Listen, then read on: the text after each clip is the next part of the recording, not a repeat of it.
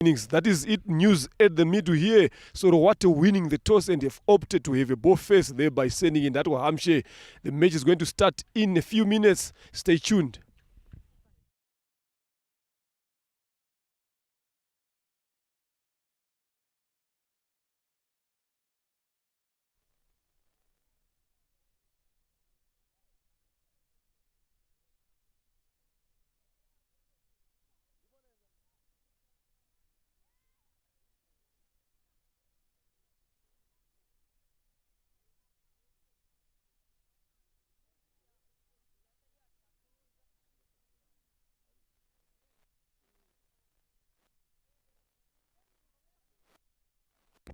Right, good morning.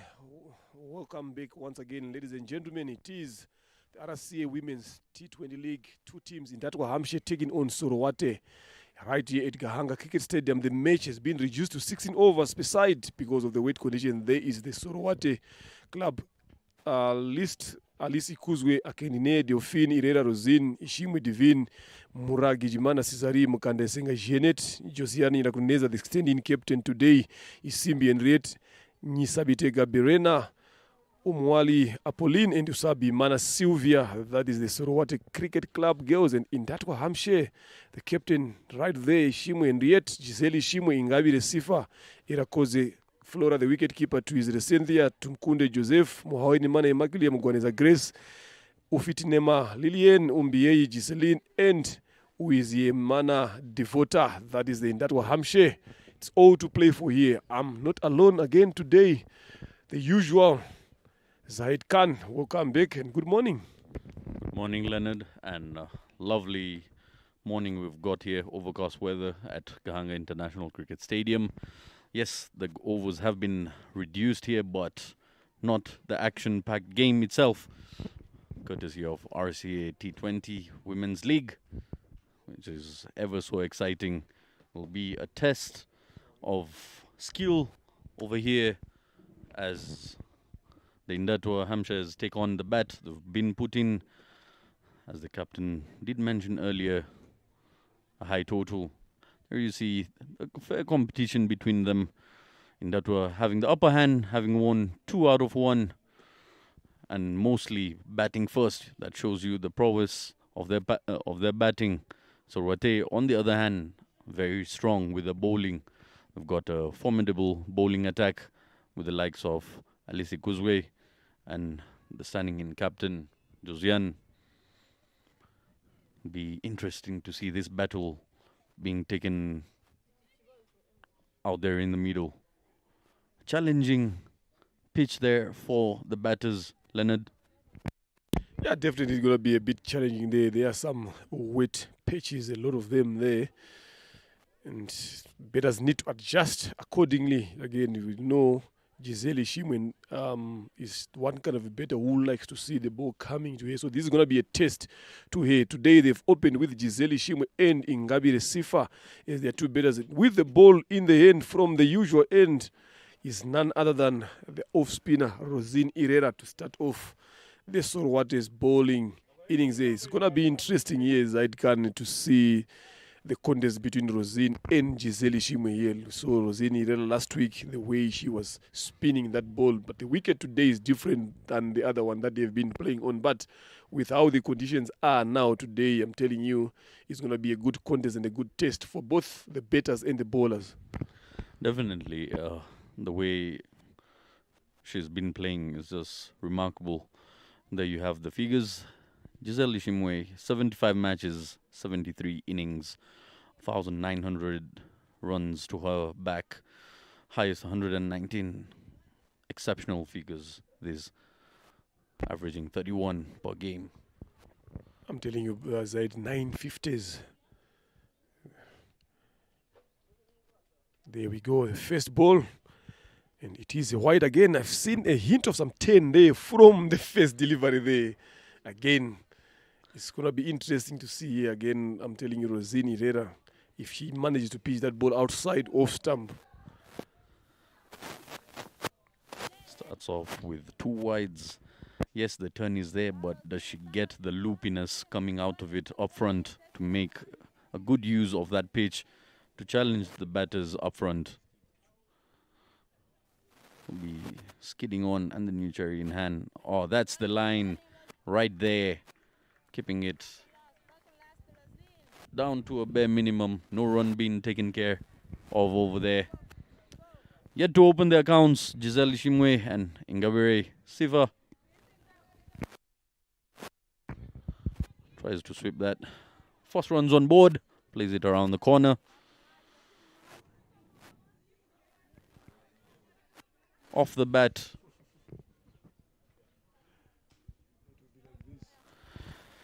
We will get to see aggressive batting by Indatwa Hampshire, understanding that the overs have been reduced down to 16. So they need to make the most out of it.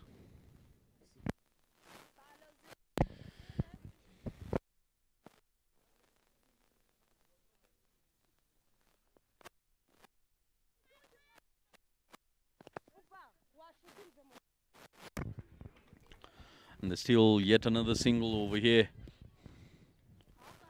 Very streaky between the wickets. Giselle Ishimwe.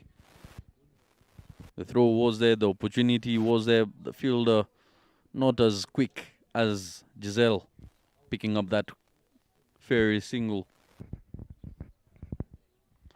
4 runs on board. She will be looking for runs over here, as last game she wasn't able to put much on the board for her side.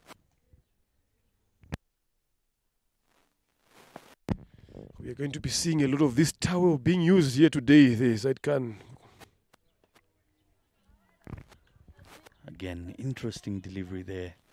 Lots of flight on it, but not too much bounce coming off. Not too much bar gain getting off the pitch there. Something we're used to seeing from Herrera Rosine is the way she picks up her length. The lines, however, again, like I mentioned, the lines is what she's not getting right this time around. Swatted onto the leg side. Will pick up comfortable 2 runs here. Lovely batting. This by Giselle. I mean, if you look at all those 5 deliveries that she has bowled so far, the line is something that is very much questionable here for Rosini. Herrera being an off-spinner, turning into the batter's legs, and she's starting the ball on and around leg stump line there that allows Giselle Ishimwe to go and opt for that sweep shot. So it's something that Rosini Herrera need to pick and come up. This is where she has to be bowling there again.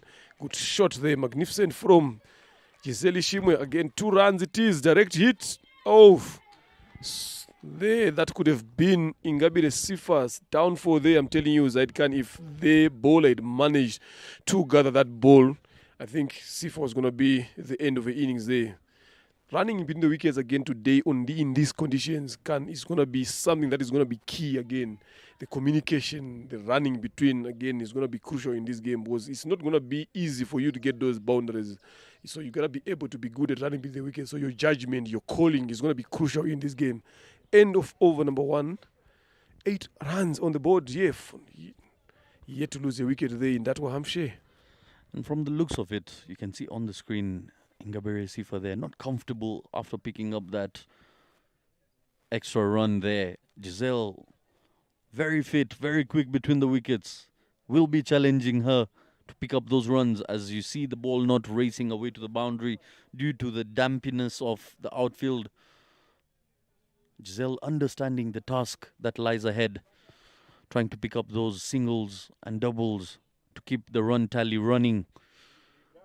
But Ingabire Sifa needs to be on the same page as her partner out there in the middle. You could see the struggle. She could feel the pain coming around her lower back, trying to stretch for that extra run. This time around from the pavilion end, we've got Usabjimana, who starts off with a beautiful delivery outside off stump, trying to lure Ingabire Sifa to go fishing for that. Once again, have a look at that. Driven this time around, they will pick up a quick single. Something Sorwate has been really struggling with is the fielding within the inner circle, Leonard. Always gifting away those singles and doubles, which keep the run piling up ever so. It's not the boundaries that really get the big scores here. It's the singles and doubles, and Indatwa Hampshire will punish you every time they get an opportunity to steal one. Very good point there. Lovely ball there from Usabi Mana Sylvia. If you can look at the fly, the way she's flighting the ball around there, she knows exactly that Gisele Shimo is someone who likes to use the feet, especially when the ball is not coming to her now. So it's a good tactic again employed here. Long on and deep extra cover for Usabi Mana Sylvia.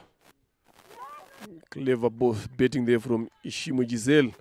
Just dabbing that through third man and a single taken.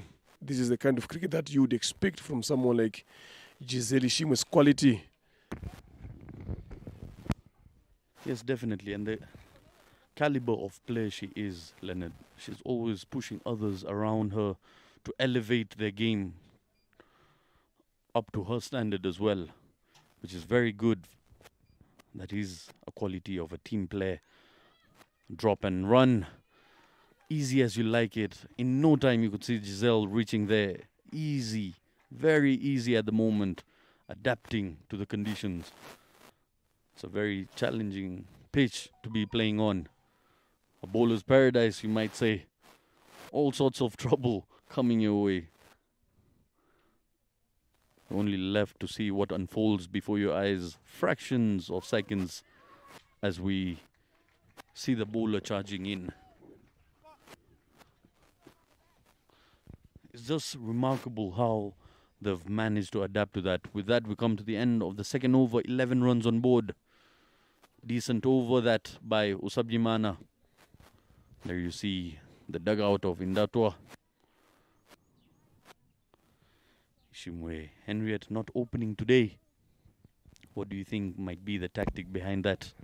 No, they want here to be able to do the finishing job again, controlling that mid over in terms of the betting. So it's also a good tactic. And if you look at it, we've been talking about maybe the wicket is going to be a bit difficult for the batters. But if you look at these past two overs, the way these two batters have gone about their betting business, it doesn't seem to be troubling them whatsoever. So it's also good to see the batters adjusting to that. Lovely shot there from Ingabire Sifa. Playing with the spin to that vacant area there, mid-wicket, just managing to pass the mid-wicket. Fielder in the circle, like what you mentioned earlier on. Again, fielding in the inner ring for Sorowate has not been up to scratch again. This is evidently being shown by how these two have managed to squeeze in those 2 runs through that field at mid-wicket. So if Sorowate could be able to tighten the screws in the 30, the better for them to apply pressure on that better's use of feet there. And beaten by spin. It's the other thing, Said, before you come in there, look at the keeper there, where she's standing up for the spinners. If she had been closer to the stump, that particular delivery, I think that was going to be the end of Sifa Ingabire again, stumped. Yes. Look at the distance there. Yes, definitely. It was there to be stumped. She was well beaten by the bowler. It's the keeper's job to finish it off. And that just shows you're not backing your bowlers up.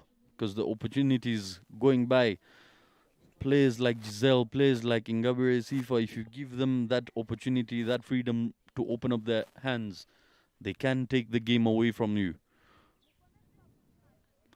Herrera Rosine getting the length right, but the line is where she's been struggling. And understanding that Giselle has not allowed her to settle, neither has Ingabire Sifa.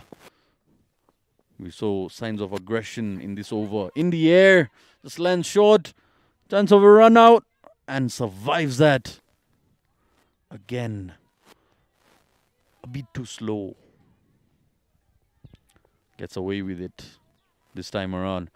And if you could see Leonard there, this is the shot Giselle has struggled with in recent times.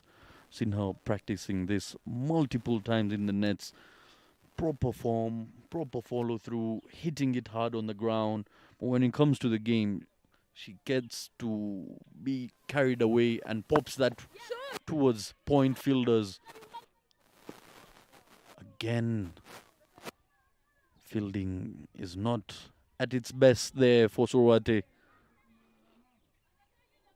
It can frustrate a bowler when your fielders are being sloppy like that.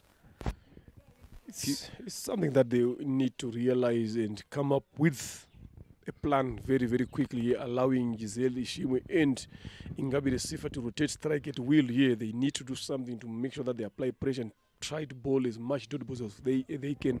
Yes, the bowler can be bowling good line in length, but the fielders also need to make sure that they play a bigger part in supporting the bowler in that regard. So this is what something the captain, Josiah Nyirakuninda, should be able to pick, get those guys to move in a couple of yards inside in the circle there, so that they can be able to squeeze in and stop those easy singles that these two guys have been getting. 3 overs gone here, 16 for no loss. Giselle Ishimwe 7 after 10 deliveries and Ingabire Sifa 7 after 8 deliveries. It is a form start there, Leonard, and I totally agree with the theory of applying pressure upon the batters earlier on by dotted deliveries. The value of dotted deliveries is something most people tend to forget or do not pay too much attention to. Yet, dot deliveries is where pressure comes from. A wicket being a wicket is a dot delivery in itself. So, if the bowlers tend to understand that, there's a funny chat I was having with the national team men's bowler, Nadir Mohammed, who's complaining about not picking up as many wickets as he likes. But I asked him, have you looked at your economy? He had some of the best economy in the entire tournament. An economy of 2.5, something you only dream for at an international level. So it's hard to understand bowlers at times. Good running between the wickets there from Giselle Ishimwe, managing to steal 2 runs there. Again, the inner fielders for Sorowate are not doing justice to their bowlers here. That ball could have been stopped. It was not a single at what point whatsoever, but at the end of the day, they managed to get in 2 runs. So, something that they need to work around upon. Again, lovely piece of bowling there from Usabi Mana. Sylvia denying Sifa Ingabire to rotate strike. These two have been rotating strike at ease. So this is what they need to do. You need to make sure that you stop them from rotating strike as much as possible so that you force them, draw them into playing in those bigger shots. Then that's how you get a wicket. Again, Well, of course, the drop in front. Whoa, being smart now. This is what you need again from your fielders and the bowlers again. Smart bowling there from Musabi Mana Silva into a second over. Already she has conceded only 5 runs. So it's lovely economy as you spoke about as a bowler. Yes, you might want to take wickets there, but sometimes it's all about how you control the game, and this is what Usabi Mana Silva has managed to do in this particular game. Yes, wickets will come as you go on throughout the innings, but the most important thing is to make sure how do you apply pressure to the batters by bowling dots. Yes, definitely. And again, the two sides to the coin. Batters do tend to apply pressure upon the fielders when they pick up runs in such an easy fashion like that. The ball is being driven to the fielder, but the fielders are waiting for the ball to come to them rather than having themselves charging in to the ball, restricting those runs. With that, we come to the end of the 4th over here. 19 runs on board for no loss. Team Indatwa Hampshire having a steady start, I must say. An exceptional over that by Usabjimana. Just 3 runs coming off it. Dot deliveries is what will really help Sorwate here. And the other thing that I've seen maybe that is making Sorwate getting carried away is in that Hampshire have not yet gotten a boundary in this 4 overs. So sometimes as fielders, you get carried away because you haven't seen a lot of boundaries or even a boundary coming in. Then you think that you are in control, but you are forgetting that these guys are going at 4 runs and over, taking singles there. Change of bowling from the airport end. Mkanda Isenga Janet comes in and she starts off with a wide delivery. So it's something that maybe Sorowate is not realizing that these guys are taking singles. Yes, they are not taking boundaries, but they are taking singles each and every time that they get on strike. Look at that again. Good running there, good placement from Imakaibire Sifa. That is a form of aggression, Leonard. That is a statement you're creating as a batsman. You're taking runs at will. You're taking singles at will. And earlier on, having a chat with the coach of Indatwa Hampshire, he predicted the outfield being slow. And his approach to this game was try to enforce as many singles and doubles as possible. It's always concerning to a bowler finding a different batter every time you're bowling. Lovely shot there from Giselle Shimwe. But that should be easy. 2 there for Indatwa Hampshire, trying to put in 3, but the throw was good enough to deny that. Now she's starting to make her presence known there at the wicket. Shimwe Giselle, 9 runs so far off 12 deliveries. And Ngabi 11 or 15. On any other day, that would have been a clear boundary. But as you can see, the slow outfield, they're just holding on to that ball much longer, much more than any other surface. It's playing very tight to a body. So far, what I've realized, Leonard, to Giselle, you do not have to give her room outside of stump. Try to keep it as close to that front pad. Again, similar looking shot.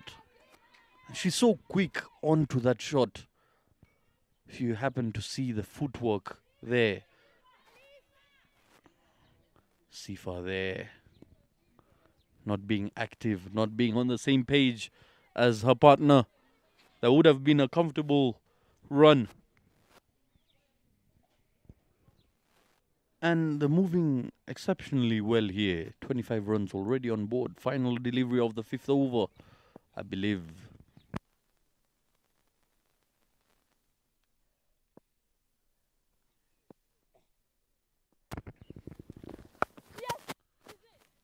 Giselle tries to drop and run that and gets a Oya from her partner. Oya meaning no in the local language, the national language of the country of 1,000 hills, Kinyarwanda being that language. So often we hear such communications. You've been to this country for such a long time now, Leonard. Interesting words you come across. There you see Indatwa Hampshire on top, played 6, winning 5, losing 1, 10 points. Gahanga Queens 6-4, winning and losing 2, 8 points. Sorowate plays 7, winning 4, losing 3 and 8 points. And Charity on 6, played games and 3 wins, 3 losses, 6 points. White Clouds not yet to register a win, having played 7 games. End of over, number 5, there 25 runs on the board for no loss. Both batters are on 11 apiece, all of them after having facing similar number of deliverers. End of power play there, umpire Jackson Zaisenga signaling the power play 5 overs, yes, because the game has been reduced to 16 per side. So now Cesari Muragijimana comes into bowl and replacing Sabi Mana Silvia from the pavilion end, right arm medium pace. She will be bowling. She will be bowling to Ingabire Sifa, who's got a decent start, respectively 11 of 15. Probably looking to drive that again. The captain being slopey there. Could have restricted that. So far, the bowlers are not really, the fielders are not really moving in with the bowler, giving that extra opportunity to the batters to rotate the strike. And now we've got the leading run scorer of this tournament, Giselle Shimwe on strike. Once again, up and over. And that will be the first boundary. You could see the sweet, sweet connection. No outfield is stopping that one. Beautiful hands that. And if you look at that shot, Zaid Khan, the way Giselle played that shot, this total control. They look at that. Again, there, just opening the blade, again, throwing her hands into that, piercing that gap. Rosini Herrera, a deep extra cover, had no chance whatsoever to run across to stop that. So this is what you want from a better, smart betting, knowing where the gaps are, how to take advantage of those gaps, and this is what she has managed to do. First boundary so far of the innings coming in into the sixth over. It shows how difficult the conditions are with the bet. Lovely comeback there from Muragi Jumana, and look at the leave there. Exceptional, Zaid Khan. Just understanding the line and the delivery well enough, knowing the line of her stumps and what ball not to disturb, not to be carried away with that beautiful shot up front. Yes, she's got a boundary. She's been picking up those singles. Once again, if it's in the zone, direct hit would have done that. But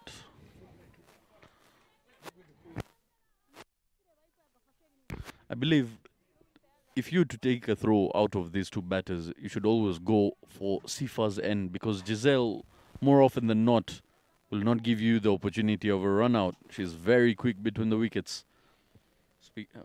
When I was talking about her figures, Giselle Shimwe, 198, just 2 runs short she was before this innings to get to that 200 mark in 7 innings, averaging 33, strike rate of 98.51.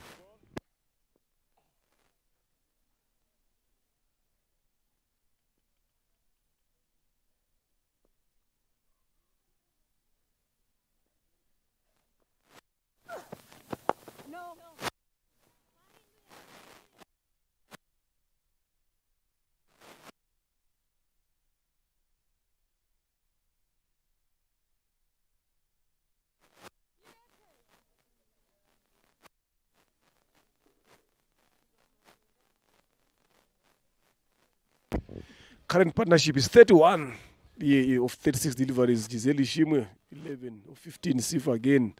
Both of them contributing healthy there. This is what you need up front from your betters.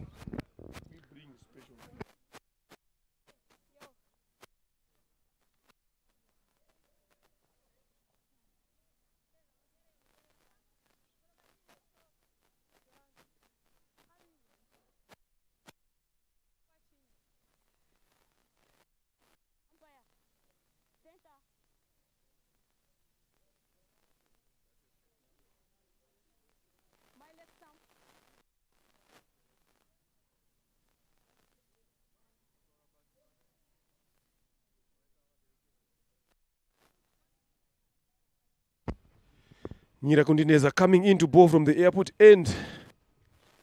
A lot of experience from the bowlers here for Sorowate. It's dominantly a bowling side. Another good shot there from Ishimwe Giselle. Not well timed there, but again, the placement again is excellent there, managing to get that single that they have been doing that for. If you look at dot ball conversion here, I'm telling you, look, she's on 16 of 18 delivers, Sifa 12 of 18 deliveries against Giselle, 17 of 19, Sifa 12 of 18. It shows the amount of singles that these two batters have managed to get, and they've done it very well. So it's going to be interesting now if they lose a wicket now. Someone like Ishimwe in red, we know how dangerous she can be as a batter with big shots. Tumkunde Jose, last week we saw her hitting 6s here again. So it's going to be interesting if they lose the wicket, how they're going to go about their betting here.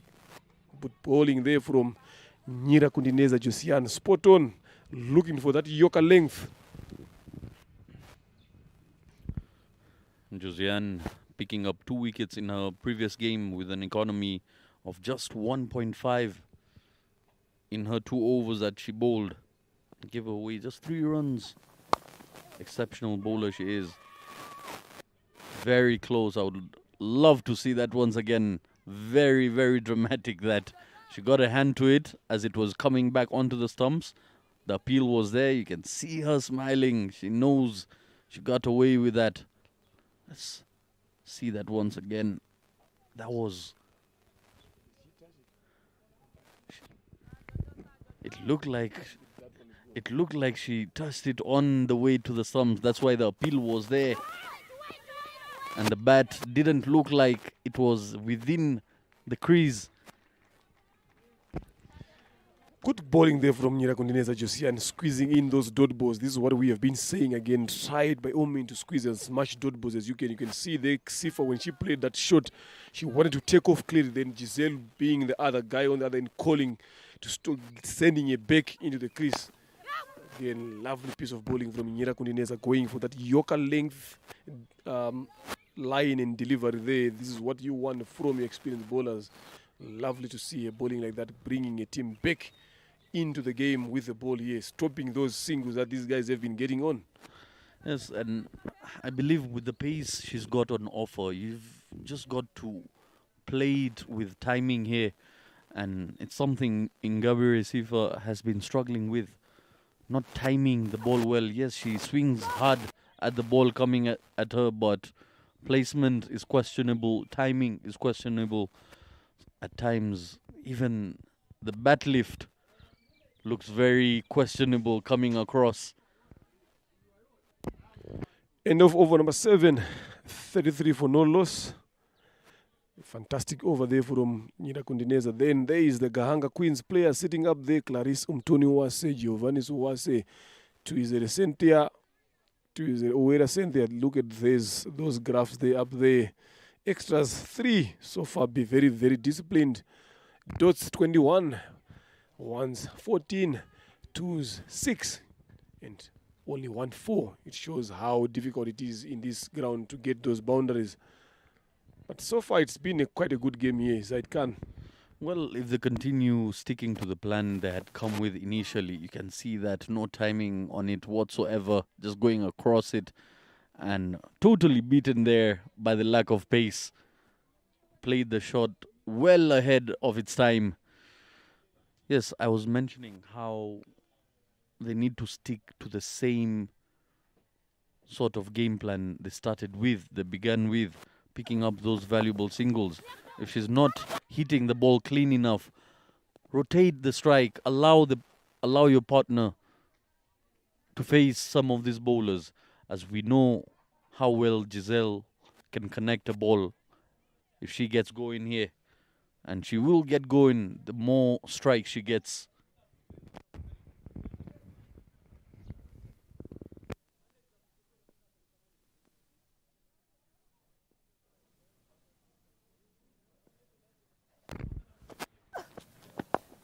Again, tight line, but look at the control in that, Leonard. Wasn't a bad delivery at all. The fielder was up front, but just playing it with soft hands, dropping it with so much guidance. She knew exactly where the ball is heading. And the call, loud and clear. That's something her partner needs to reflect on.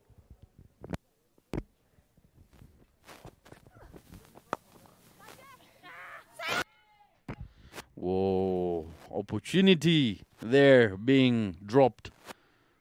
Just tells you what sort of a day Sorwate are having out there in the middle.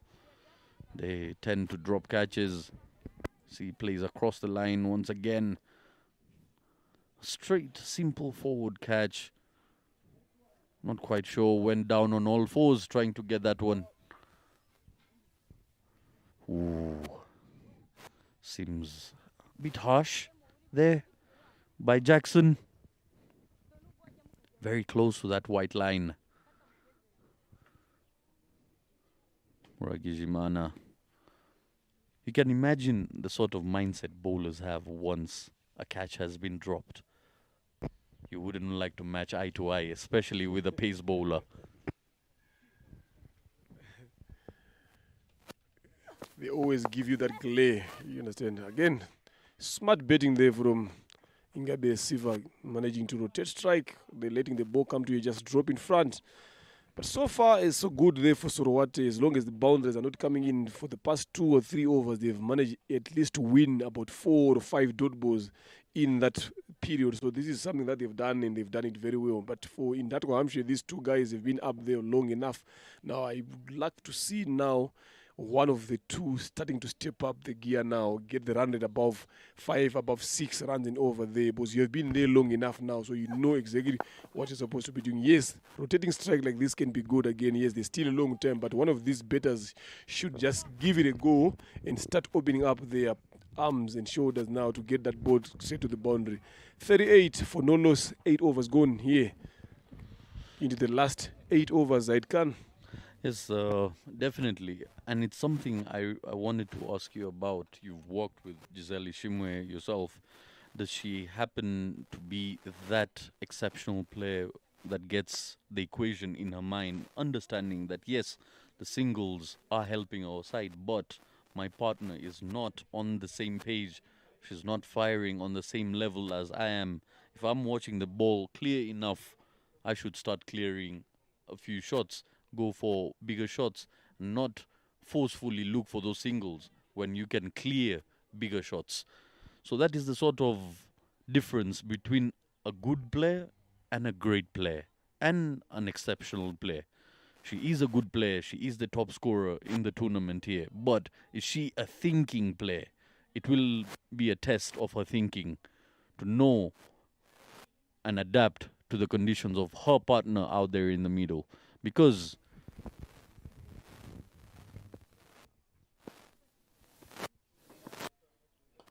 there you go.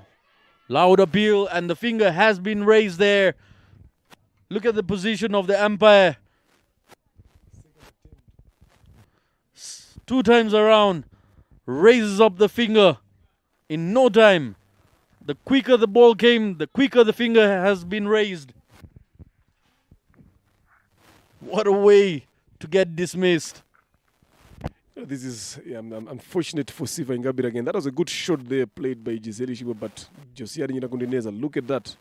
Trying to look for that gap there, but a bit more straighter. Get a hand to that. And he straight the stamp Sifa because he begged enough, too much. She knew that she was out. The other over again, Josiah Nyinakundineza tried to effect the same kind of dismissal, but unfortunate for Ingabire to get dismissed in that particular fashion. Isorowate have managed to take that wicket that they've been so desperately looking for. Now the captain herself walks in to the park. So the two Ishimwes in there. Now all of them, they know how they should be controlling the innings. You've talked about Giselle being thinking better. I'm telling you, with above 1,900 runs, 950s in the century in that shows what kind of a cricketer is. I had a chat with her on Wednesday about the game, how she said this weekend she's looking forward to teach herself to bet a bit long up the order because this is what she wants to be doing again. And she talked about she's going to be going and betting in phases to see how bets can she control her game and improve her game in terms of staying on the wicket again. Goes a bit area out there, managing to find Ikuzo Alice at long on. So this is what I think, if you look at it, 19 of 22 deliveries, but she talked also about the strike rate. Say, when I'm betting again, I want to try to bet at least 7 to 8 overs there with my strike rate closer to 100. Then from there, I need to start stepping up again. Because he said this is the role that I'm looking forward to play in the national side, because I'm going to be opening for the national side. So I need to make sure that I spend as much time as possible on the wicket, get to face all the situations in match. So I think this is what she has managed to do that now, and she has done it very well. The first ball there, Ishimwe, and yet you see Zaid Khan, it's just that's mistimed, but the intentions are clear there. 101 matches, 93 innings, 1,615, highest of 120 not out, 350s, 200s, 24.47 is the average Ishimwe in rate. You see the quality of the batters that Indatwa Hampshire possesses. Straight away after that shot, the long off, deep mid wicket, have been brought down there in the deep extra cover. They've been put in. They know that she loves to hit the ball in those areas and she doesn't hesitate. So let's see now. She comes in when we are into the last 7 overs. She talked about 120 here as the captain. Now, first ball, mistimed, but you can clearly see that she wanted to see that ball going. Yes, the intent is there, not quite the execution. But again, there's so much happening out there, so much as a cricketer you can think of. Ishimwe Henriette coming in at such a situation here, at such a time for her side. Oh, lovely, gentle bumper there. A smile on the face of Ishimwe Henriette. Not quite expecting that. Expected that to be rising much more. But it's due to the nature of the pitch. Just carries through nice and easy. And again, will Ishimwe Giselle again, that awkward sort of bounce coming onto the gloves this time, not allowing her to settle. You can see the heat of the battle going on between Josiane and Ishimwe, both very good friends and also national team players respectively, best in their department. It is a battle to watch. Once again, swinging in late, plays it down the ground, will pick up a comfortable single. Giselle opting to go for a double, but her partner not thinking likewise. 40-1, 9 overs gone here. Sorowate being disciplined. Yes, you can look at the dugout there, very much calmed down. They know that they're in control. The coach, Eric Dusabebungu Hirwa, told Eric, as they call him,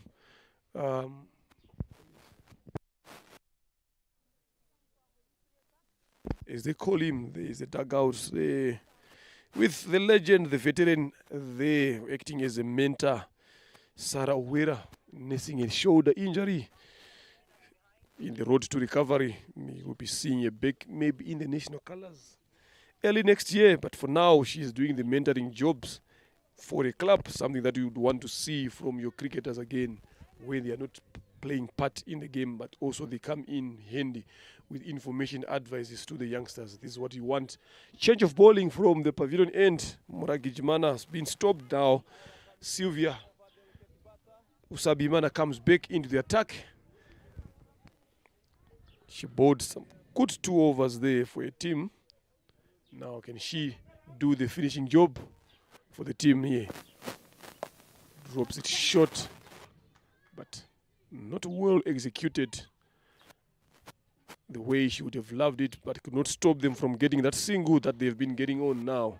You can see the frustration from Ishimwe in red. She knows that she could have done better with that particular delivery, but because she went too hard on the ball a bit too early, then the timing was off the way there.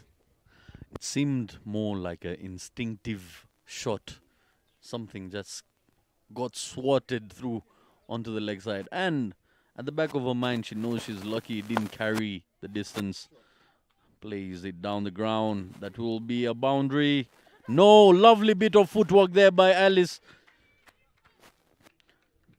Not allowing the ball to touch the boundary ropes. Love to see that once again on a replay. Lovely effort there in the deep. So close, yet so far.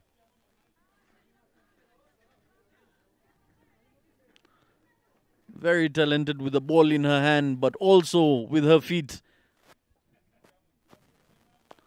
Once again, down the ground, it's in the air and has been pushed over the boundary ropes for a 6. The catch opportunity was there, but gets an extra push by the fielder over the boundary ropes. You can see that. Goes through and absolutely smashes that. Didn't really have the distance to a side, but that gentle push. It's a 6 regardless, whichever way they come. And yes, this is the time for Giselle to step on the gas. An opportunity once again. Josiane missing it. You can see the aggression now coming from Giselle. She knows and she understands she's been in there for 26 deliveries. She is the one to take the charge and allow Ishimwe Henriette to settle in eventually, because once she gets to sight the ball enough, she will start connecting as well. You can see, plays it down the ground, easy. I mean, last week when she was playing against Charity Giselle, she was caught 8 long off by Diane Bimenyimana. Immediately after that, when we met in the next day, she said, I could have hit that ball a bit more up and bet and clear the rope. So next time when that ball comes in that zone, I'm looking forward to be hitting it over the fielder. Oh, chance goes down once again. Giselle living on the edge here. An opportunity of a cotton bowl. Is it her day?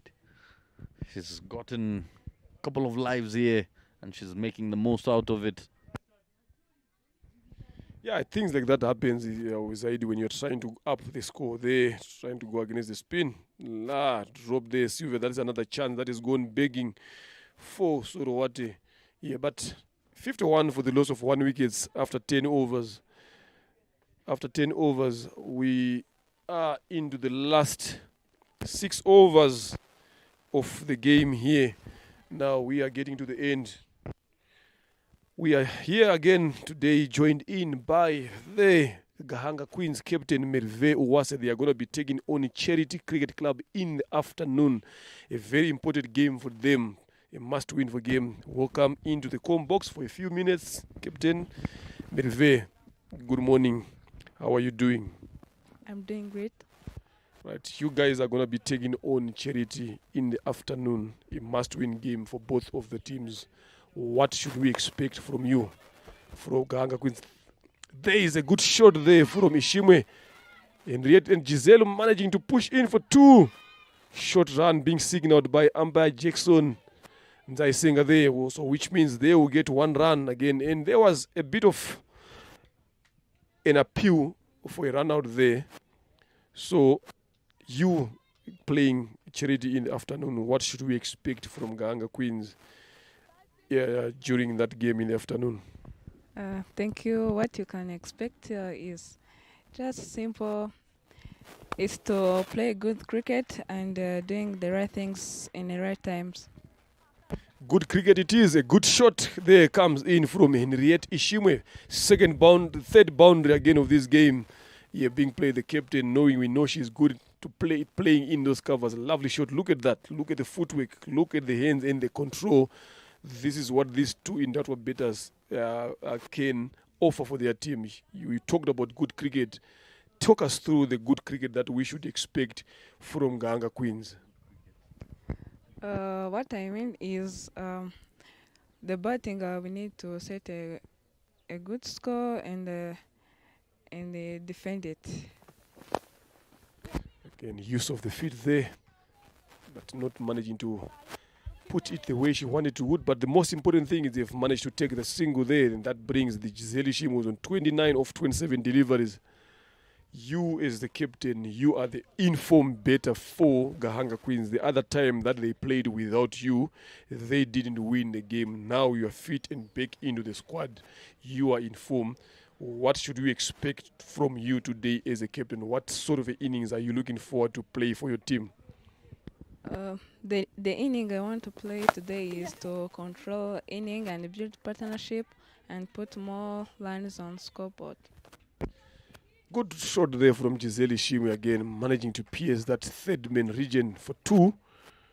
Lovely piece of betting. Now, looking at these two betters that are betting there for Indatwa Hampshire, the way they've gone about their betting, what is Gahanga Queens? Because I've seen a lot of your players are here already watching the game. What positives have you guys picked from these Indatwa betters? Those two batters, they are doing great job. They are taking a lot of singles, and the bad ball, it is gone. And not forgetting the bowling. Again, good squeeze in of the single there by Giselle Ishimwe. Alisi Kuzwe being the one who's bowling from the airport end. Yes, not taking away the bowling. So what they've managed to bowl exceptionally very well in this game. I think they've managed to concede only 3 or 4 extras.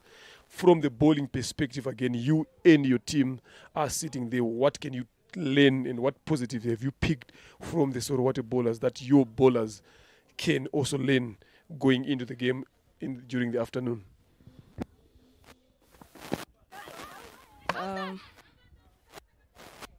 The Surrey table as they are bowling on first stump, they are more consistent.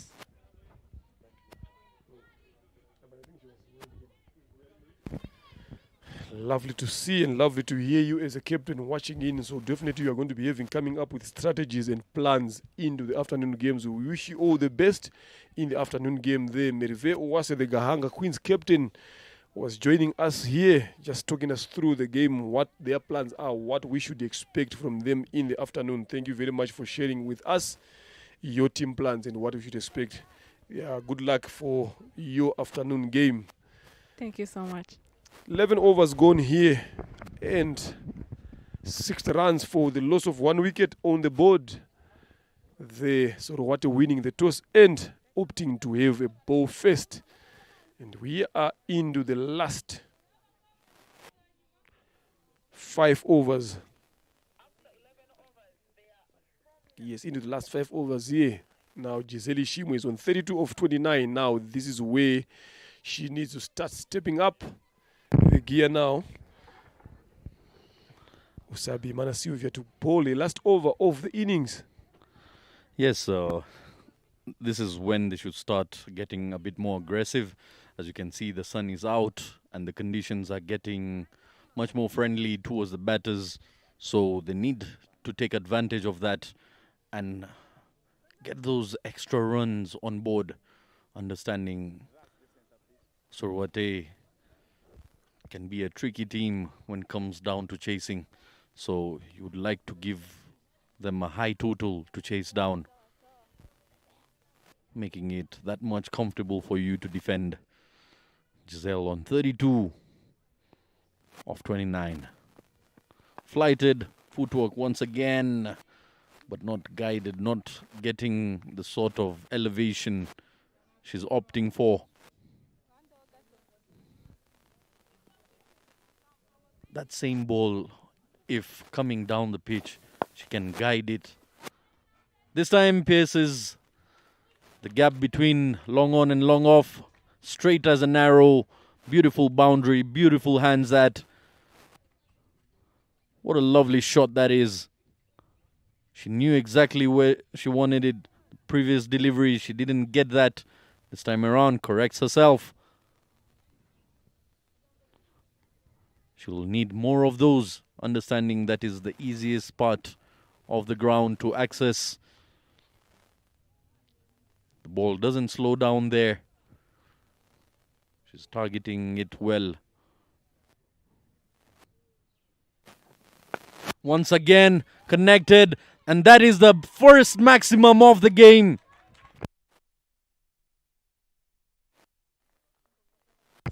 Second, I beg your pardon, this is the second, but what a connection. Oh my days, have a look at that. Look at the follow through. Sweet, sweet connection, and carries all the way for half a dozen. Remember, I told you that she said last week when she comes in the following week, she's not going to hit that ball on the ground. Yes, she was caught on the boundary. Then she said, I'm not going to play on the ground when that ball is in the zone. I'm going to try to get maximum when I come in there. This is the perfect example of knowing and thinking better what you talked about again. This time around goes on one knee, opt for the sweep. They try to push for 2, but the slip there did not allow her to come back there for 2, but she wanted to go for the second run. So this is going to your question you asked earlier on about her being a thinking cricketer, someone who likes to see herself improving in other players. This is what she said. She just said, I'm not going to stop playing that shot. What I just need to do is make sure I go over the fielders or I go into the gap and get maximum. So use of the feet again from the captain, but finding Alice Ikuzwe at long off the 1 run it is. So this is what you'd want from your batters, coming up with plans how to better their game, and this is what she has managed to do here. We talked about she said she wants to bet a bit more longer, bet in phases. Then when she gets to the deep end of the inning, she starts going now. This is what intelligence in terms of betting is all about. So smart player Giselle Ishimwe is, and what a player to have for in that Hampshire. And again, you can see the difference of intent by both of these batters out there. Ishimwe Henriette seems to be in the mood to carry her bat all the way through till the end of the innings, while Giselle Ishimwe wants to pile up runs in a quick fashion. She's into the 40s now. A very possible 50 coming her way.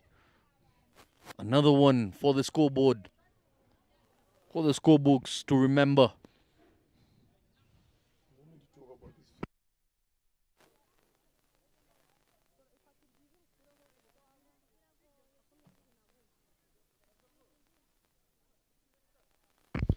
I just hope she doesn't look at the scoreboard at the moment until she realizes how close she is to that landmark.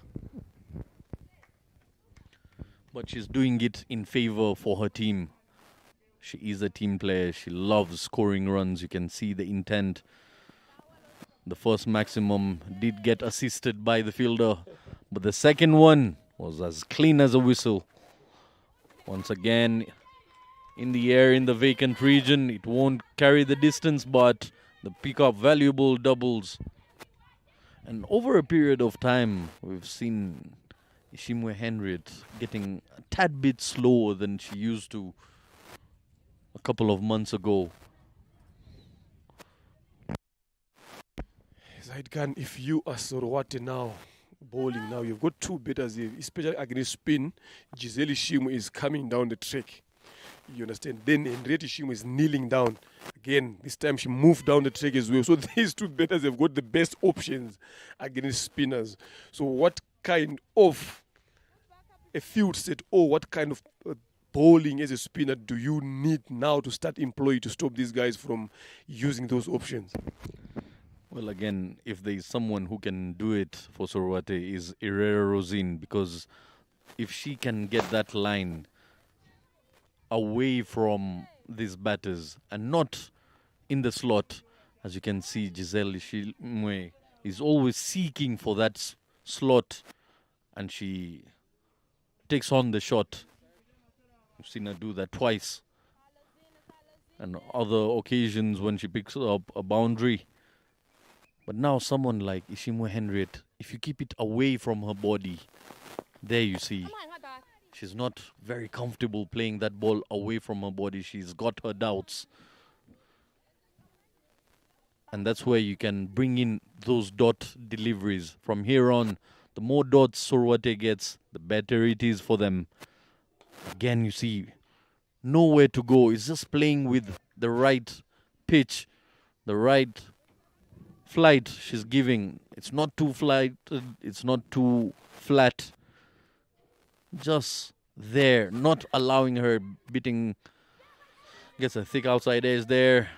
Slopey bit of fielding, but good recovery. Again, that was the challenge I was talking about. Trying to make Ishimwe Henriette play as many deliveries as possible and make her play on the offside, not down the ground. 3 overs left in this first inning. That means 13 overs gone. It is a shortened game. Here, 16 overs per side. 76 for the loss of 1 wicket here in Datwa Hampshire. Giselle Ishimwe 44 of 35. Ishimwe Henriette 13 of 16 deliveries. Good control. Good cricket that we are seeing from both the batters and also the fielding as well. It is going to be a good day of cricket here. Again, the afternoon game, Charity taking on Gahanga Queens. 2 exciting games of cricket to watch here. The only place that you can watch those games from is to come right here at Gahanga Cricket Stadium, or just follow them online. Live coverage there. Then you can witness some fantastic women's cricket right here. Courtesy of RCA and Davabet. Look at that miss again there from Henriette Ishimwe. And smart bowling from Cesare Muragijimana, bowling the ball away from Henriette. She saw her coming down the track a bit early. Then she pushed the ball away. Smart thinking, smart bowler. This is what you want from your bowlers when they are coming in, especially at the deep end of the innings. Tournament boundaries here, 154 fours and 10 sixes, Zaid Khan. Excitement and entertainment, that's what it's all about. Once again. Well-timed, beautiful flick of the wrist this time around. Aggression by Ishimwe Henriette. She might not be the quickest between the wickets, but look at the connection. Look at the connection. Goes through with the shot in line. And that's the message being sent from the dugout. Connect the balls like that. This time around, Muragijimana just giving it in the slot. And lovely piece of connection once again. That's even bigger. That's on the mount up there. A bigger six coming off the blade of Ishimwe Henriette. Back-to-back sixes. The tally goes from 10 to 12 in no time. Courtesy of Ishimwe Henriette. Have a look at that. Launched over the fielder. Muragijimana being cocooned here. Look at the timing. Look at the sweet sound from the bat. This is what I said earlier on. Having someone like Henriette Ishimwe coming in at number 3 is the plan that in that one you've managed to come up. But why is she playing that way? Is because of Giselle Ishimwe, who has been in control. But look at those shots, Zaid Khan. This is what you want to see. The use of the feet towards the bowlers again. Another one, this time on the ground, mistimed. The mid-wicket does a good job there. Good comeback from Muragijimana. But the control, Zaid Khan, in those 2 maximum sixes from Henriette Ishimwe shows how quality. You've been talking about her being quiet for a number of games. But look at how she is stepped up now in this particular game. Yes, and just before this over, I was about to mention how noticeable it has been. Once again, and that is yet another maximum. Third of the over. She's set the mood. She wants to finish this off. What sort of acceleration are we witnessing here? Absolutely punished. Use of the feet, goes down on one knee and clubs it over cow corner for yet another maximum. So what needs to come up with a plan, and they need to come up with a plan quickly here, I'm telling you. Otherwise, this game is going out of their hands here. Look at the excitement from the dugout there. Those 3 sixes, Zaid Khan, the control, the timing, the placement, excellent. The clouds are away, but it's raining sixes here at Gahanga. And once again, doesn't connect this well enough, but they will pick up valuable runs. And 2 runs it is. Comfortably done there. Massive, massive over. 20 runs coming off it. What a boost of momentum this has been by the blade of Ishimwe Henriette. She started off this innings. A couple of shots she played in the air. The flourish of the bat wasn't as aggressive as it was in this particular over. Partnership of 58 of 35. Contribution of 25 of 13. Giselle. And 33 of 22. Ishimwe Henriette. The gears have been shifted here. We're into the 15th over, the final over. And the projected score now showing well past triple digits. And again, the captain giving the responsibility.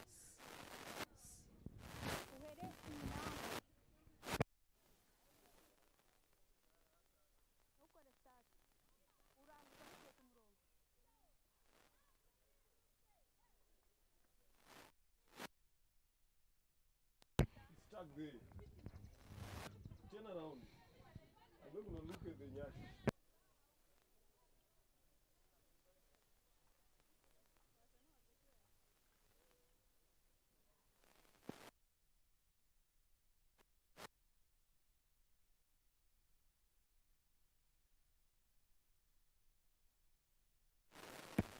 Josiane coming in for the final over. Starts off with a full toss. Up and over. Catch opportunity. Goes by. And a boundary it is. So a boundary to begin the final over with. This is the finish that you'd want. Full toss there. Good effort there, I must say, from Irera Rosine at long off. Not easy catches to take there.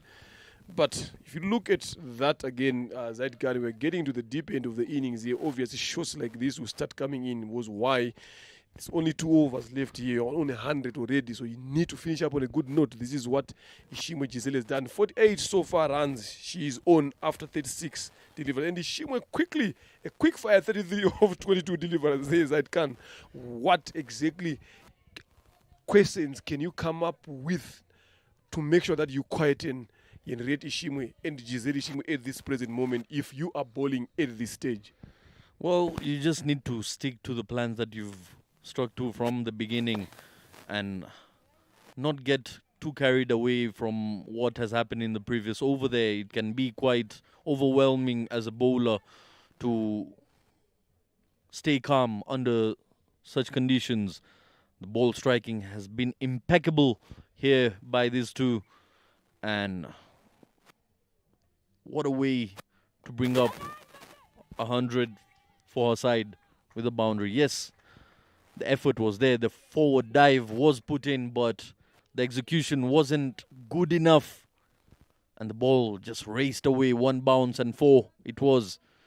But after that, look at the way Josiane has recovered after that. A dot and a single. And again, she understands Henriette will be charging down the pitch once again. And that is the line to be bowling to her, away from her body, away from her arc.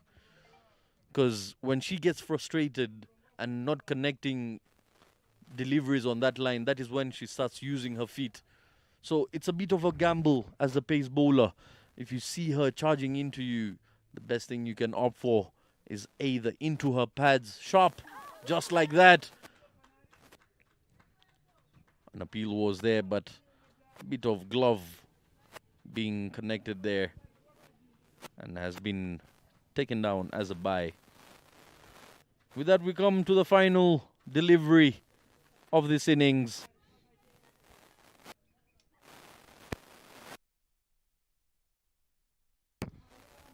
I beg your pardon, I got carried away with the way this girls are striking, having me losing my mind here in the commentary box. Slow bit of work, extra runs here.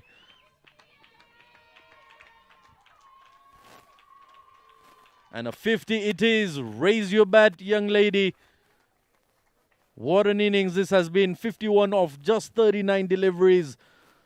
3 boundaries and 2 maximum. Strike rate of 130. Quality T20 player she is. Jersey number 99, Giselle Ishimwe. The face of women's cricket in the land of 1,000 hills. Lots of other girls looking up to her sort of performance she's put in. We talked about how the condition is challenging for the batters, not for the likes of Giselle Ishimwe.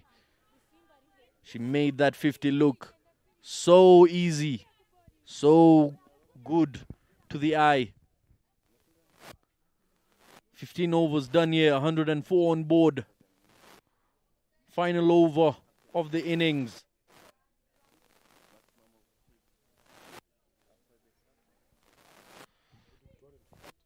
She's gone way beyond 200 now. She's closing into that 250 mark.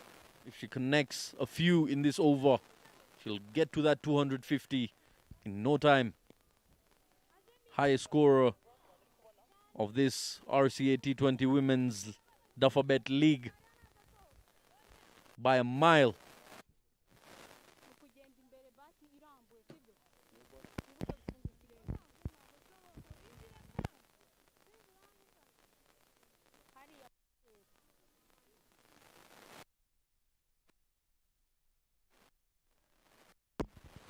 Fifteen overs gone. Last 6 deliveries off this first inning. Use of the feet again, but not timed very well. But that could not stop them from getting that singles. Any form runs may come now in that Hampshire who take them.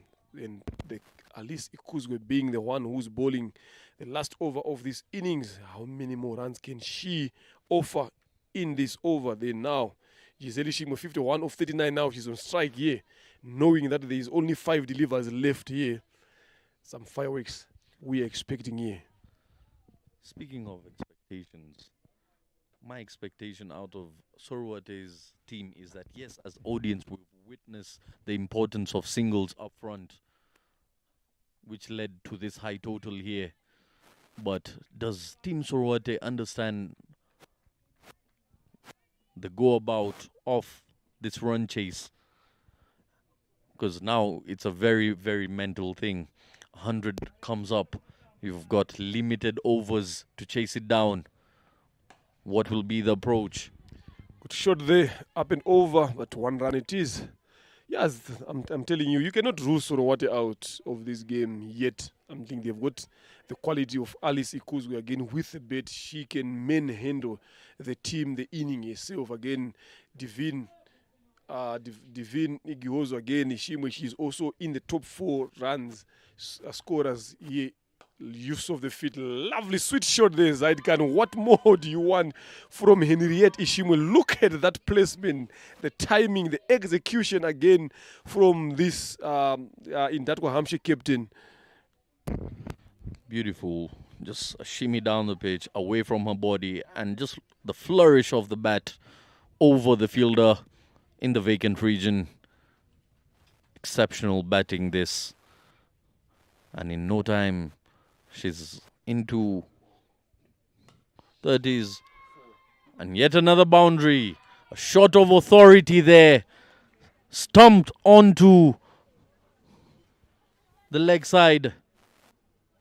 Nowhere to hide. Back-to-back boundaries coming off the bat of Ishimwe Henriette. She had a couple of dot deliveries herself. If she had connected those, she would have been part of the elite, putting up a 50 score.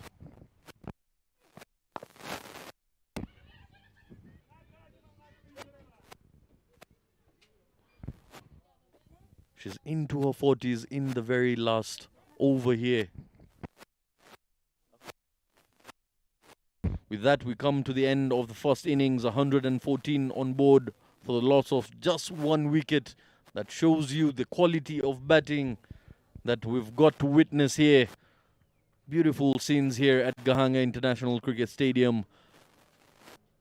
The skies are opening up. And there you see Giselle Ishimwe not out, 52 of 41. Remarkable batting. Ingabire Sifa supported, well supported, 15 of 27. A very unfortunate way of getting out for her. Ishimwe Henriette, the captain, doing justice to her game. 42 of 28 deliveries with 3 boundaries and 3 maximums, 150 strike rate. With only 5 extras, you can see the discipline by the Sorowate bowlers. They had to work for those runs. Look at the partnership. We thought the opening partnership was good, but it was one-upped by the second partnership, Giselle Ishimwe and Ishimwe Henriette, putting up 76 runs of 47 deliveries. So now, Team Sorowate will be needing 115 in their quarter of 16. There you see the bowlers not picking up any wicket, any bowler picking up a wicket here. The most expensive of the lot being Morajijimana Cesari, got clubbed by Ishimwe Henriette. What an over that was. 20 runs coming off it. Full of entertainment. Do stay tuned. We will be back shortly for the run chase.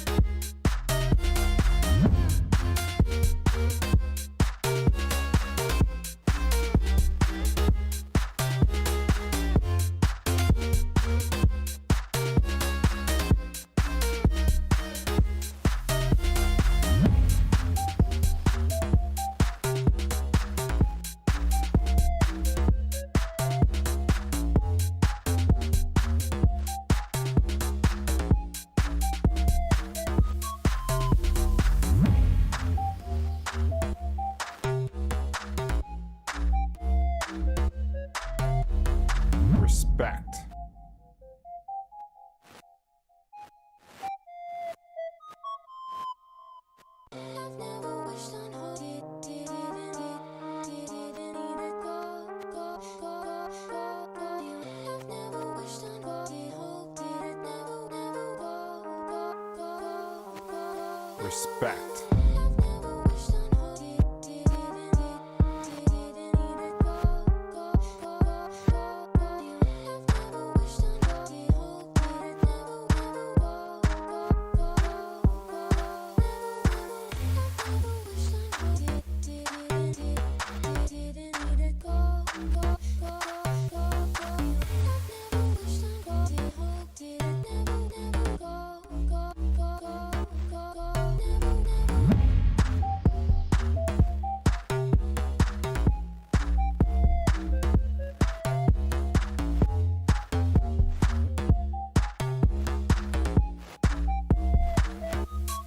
Respect.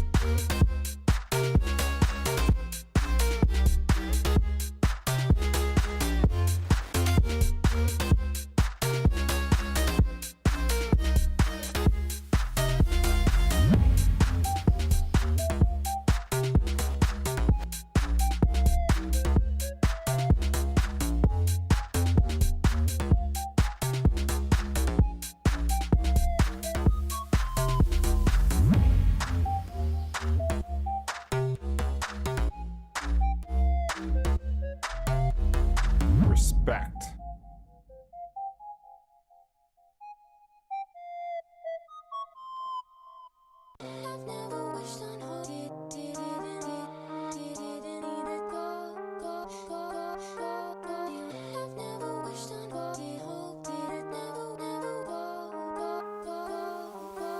Respect.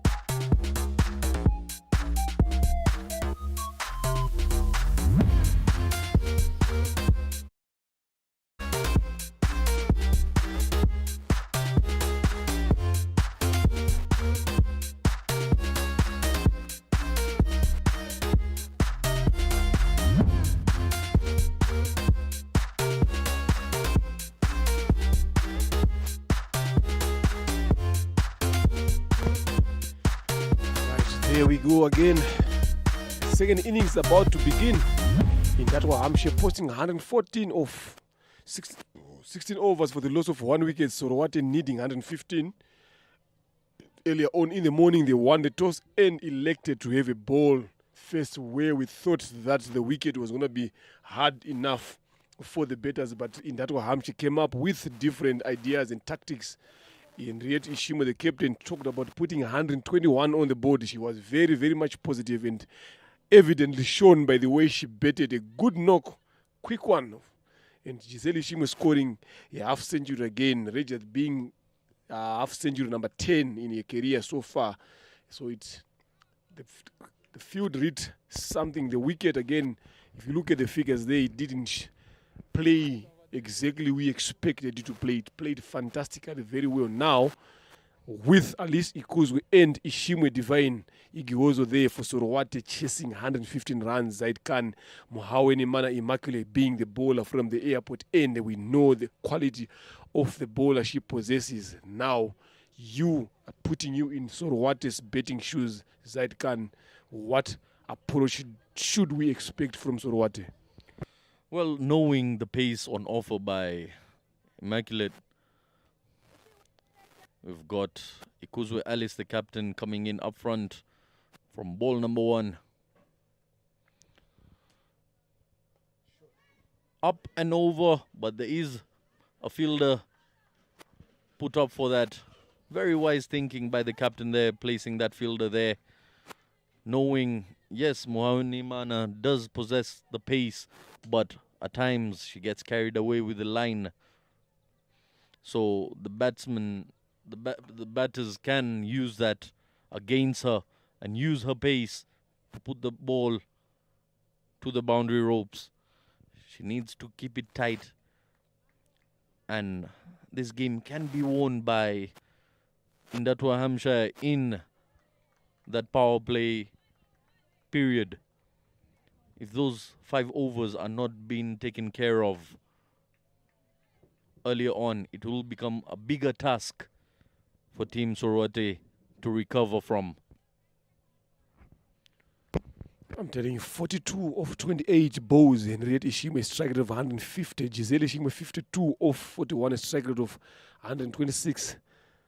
2 sixes and 3 sixes for Henriette Ishima, respectively. Lovely shot again there from Divine Igiozo to start off the innings. Positive attitude there being shown by these two Sorowate batters. Again, Zaid Khan knowing exactly what task is lying ahead of them. Yes, you spoke about the 2 exceptional performances and the partnership that we saw out there in the middle. The 50 being scored by Ishimwe Giselle and the 40, a quick fire 40 being scored by her captain. To me, personally speaking, Ishimwe Henriette's innings was much more exciting and valuable than Ishimwe Giselle's, because yes, she got to a 50, but look at the amount of times she got a life given, an opportunity. The catches were there to be taken, but she got assisted with that. She got to her 50. Unlike Ishimwe Henriette, who came in and dislodged the side. Bowling 1 down to the leg side. Wide it is. Sorowate here should be targeting at least rotating strike if they're not going for the big shots. Because what we saw from that first innings, the singles and doubles were there all the time. And then they chose a bowler to target. And in that over is where the game completely shifted. Lack of communication there. Could have been an easy double.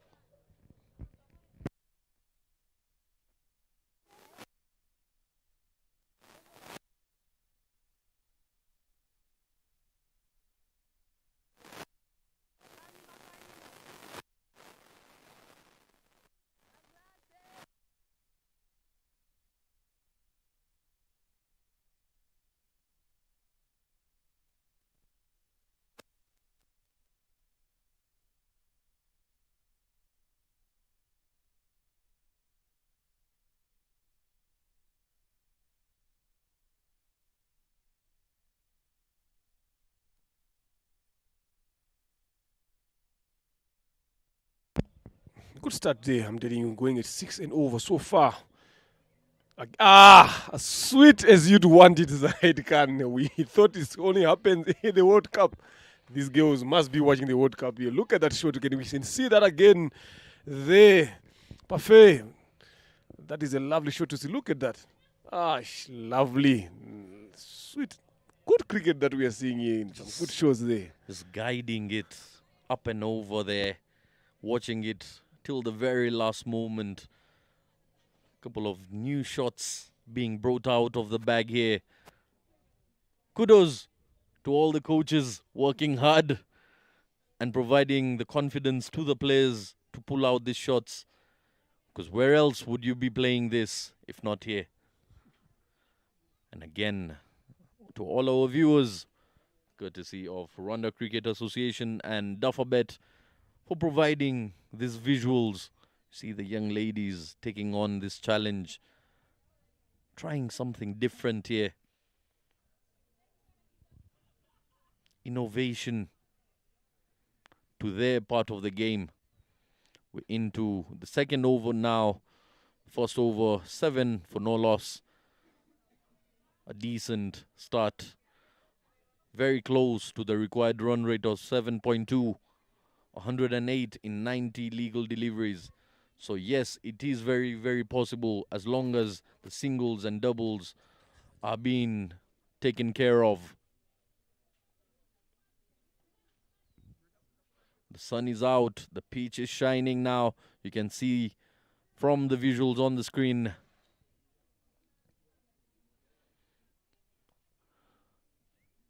Tumukunde coming from the pavilion end now.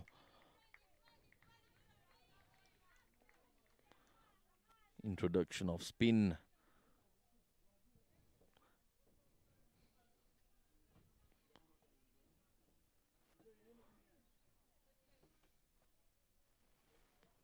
Would be interesting to see what line she chooses to bowl down to Ikuzwe Alice. Plays it around the corner, keeps it on the ground, picks up a comfortable single.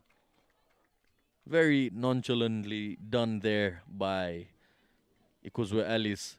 She could have hit that anywhere, but chose to just play it along the ground. Yeah, because she knows that she is one of those batters. If they want to get anywhere closer to chasing that total or winning the game, she has to be there all the way through. So smart cricket again from these two again to start off their run chase inning here. This is lovely to see. That is wide there from Marie-Jose Tumukunde. Extras in the first inning. So Rwate was a bit disciplined again today. So this is something that even in that Hampshire, yes, you've got a total on the board, but you got to be also be disciplined. Do it better than the other guys, the way they did it. Lovely shot there from Divine Ishimwe. But as we witnessed earlier on, Zaid Khan, it's not going to be easy if you don't put enough power behind the shots to get a boundary here. Well, again,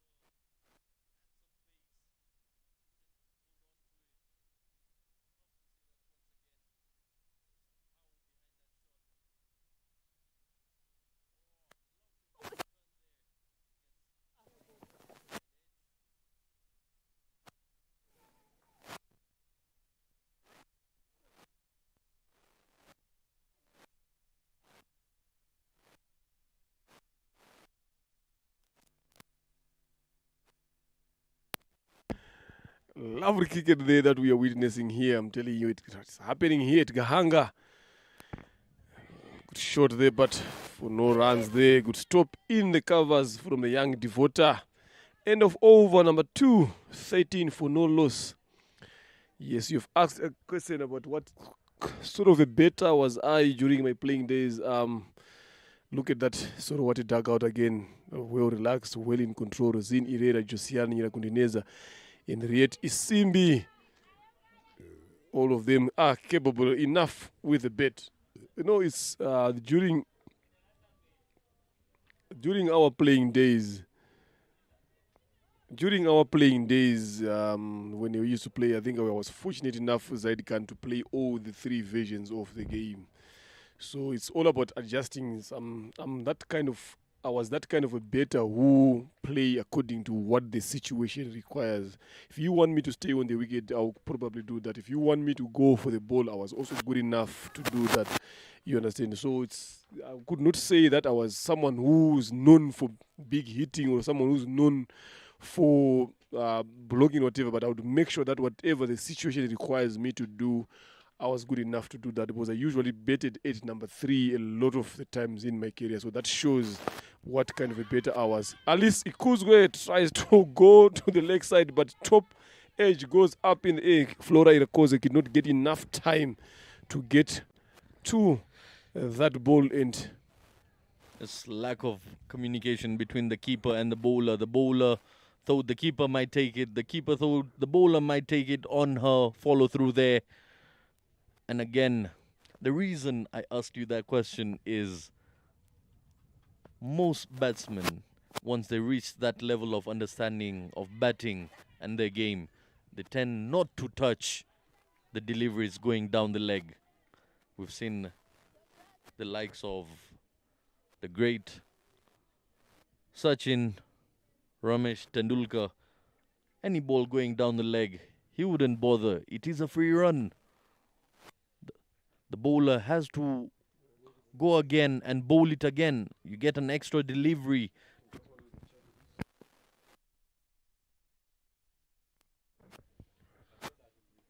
And a wide, there you see. Mohammed Imana giving away a wide there. It's something she needs to take care of. If she is to defend this total, the game is slipping away from the hands of Sorwate at the moment. Each and every dot delivery. Very, very nice line this time around. Nowhere to go. Hard hands. The ball goes into the hands of the fielders in no time. Unlike the batting we saw earlier on in the first innings, where the likes of Giselle Shimwe would drop the ball with such soft hands, allowing her to pick up that single. Loud appeal there. Mohammed Imana thinking might have got some bat to it, but the umpire is not moved at all.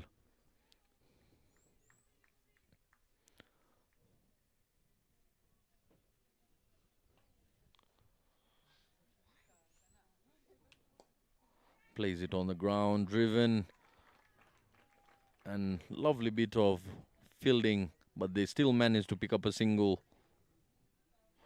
Final delivery of the third over here. There's 2 more overs left after this off the power play. Haven't lost a wicket yet. That is the positive Sorwate girls have at the moment. Once again, caught fishing outside off some. And these will be valuable runs. Goes over the fielder. Pick up 2 runs comfortably here.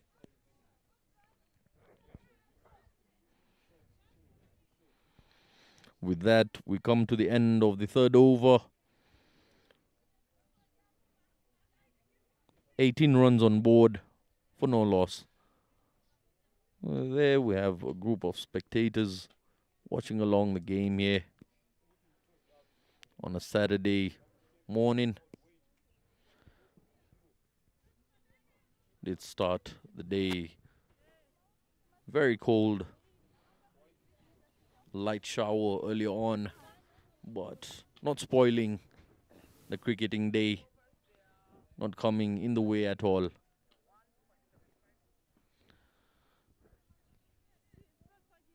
And Tumukunde once again coming from the pavilion end. Jersey number 55.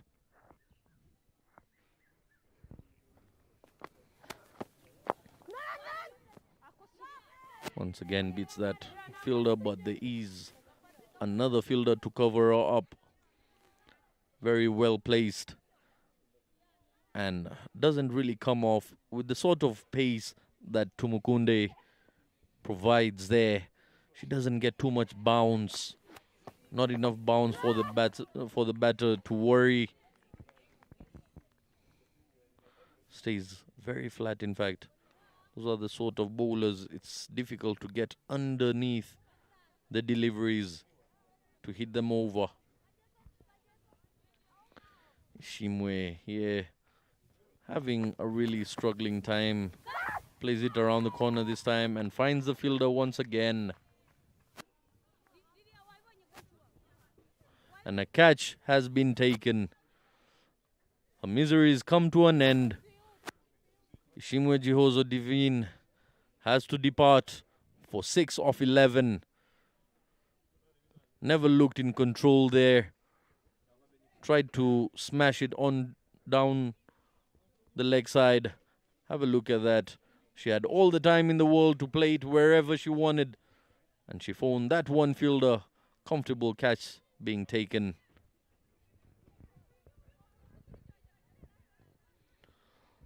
Sense of worry checking in for Team Surate now, as they need 97 in 76 legal deliveries.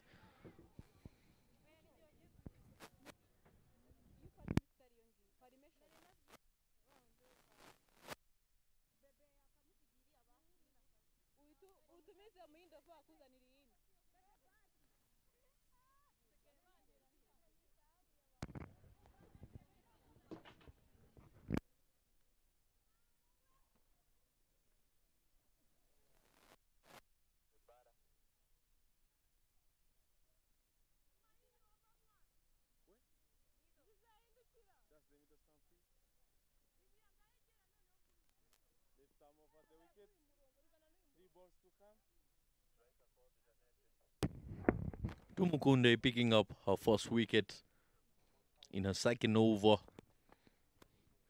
Flighted delivery once again. Tries to drive it, get some bat to it, but no runs being scored here. Not timing it well, just putting some bat on it.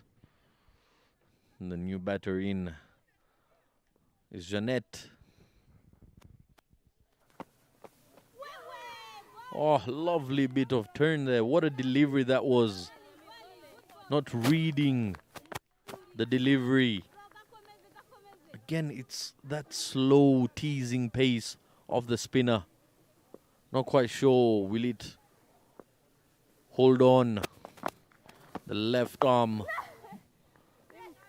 getting the spin away from the right-handed.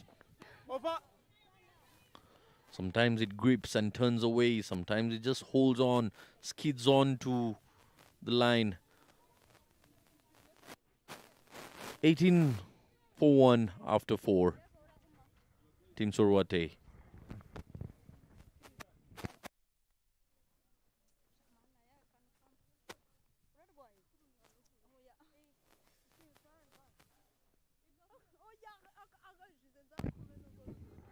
There you see, in comparison, much fewer runs being scored by Sorwate girls here. 12 dots compared to 29 dots by Indatwa.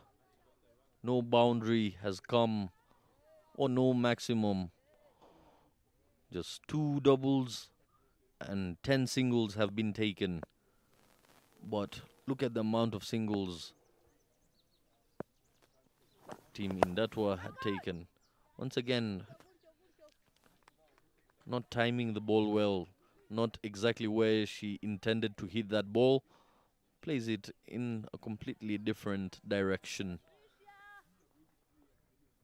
97, still required here. The captain, Ishimwe Henriette, coming from the airport end, getting some movement away. A bit too much to her liking, and it will be a wide. She's got a smile on her face. She knows how much the ball is moving. She could feel the movement through the air. The ball is fairly new. We're just into the final over of the power play here. Look at that movement once again. Gets a bottom edge to it. Another dot delivery. The pressure keeps piling up for Team Sorwate.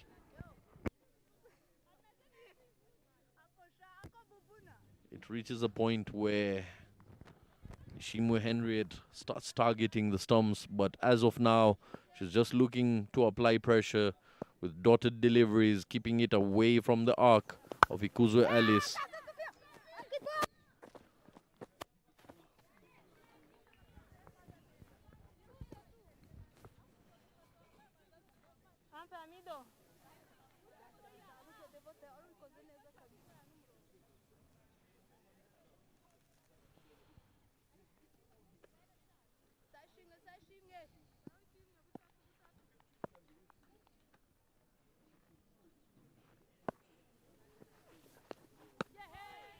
Lovely delivery that. Look at the movement coming off the surface there for Ishimwe Henriette. Really challenging, not allowing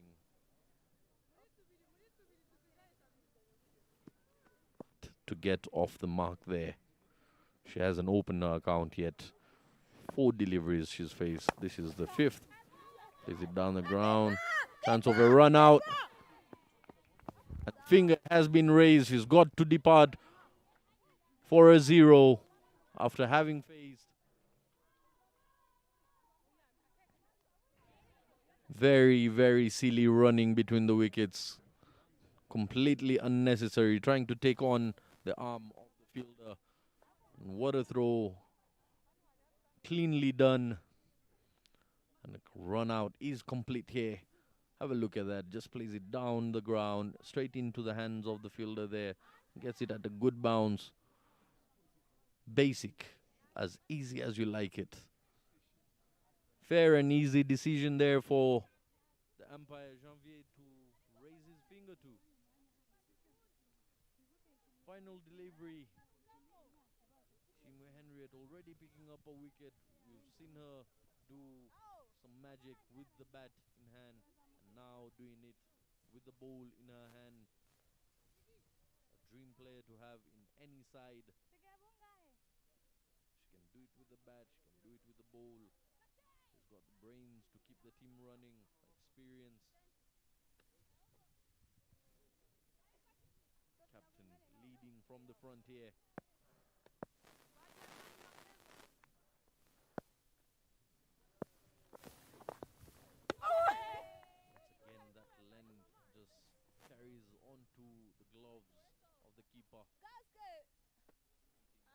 Edge. And that over with a dot. We're done with the ball here. 5-0.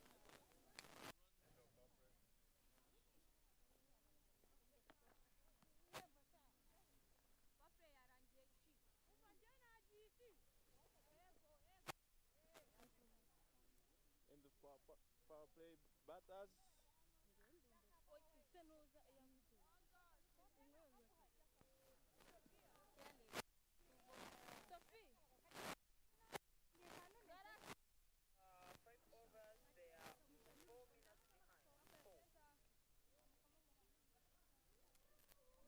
The center, please.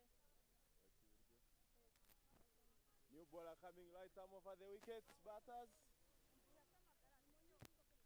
Simbi Henriette, 18 matches, 16 innings, 155 to her name. Stays low, plays it down to the ground, nowhere to go. You wouldn't like to take on that arm, especially jersey number 99. Very, very quick she is, Ishimwe Giselle, in that part of the ground. Oh, gets a shoulder of the bat. Pass the keeper. Runs of fortune coming here for Team Sorwate. Whichever way these runs come, as long as the positive intent is still there and some ball striking will do the magic. If they tend not to collapse under the pressure of this run chase. Mohammed Imana, immaculate, completing that run out. A very, very quick arm. It's not so wise taking on an arm of a pace bowler.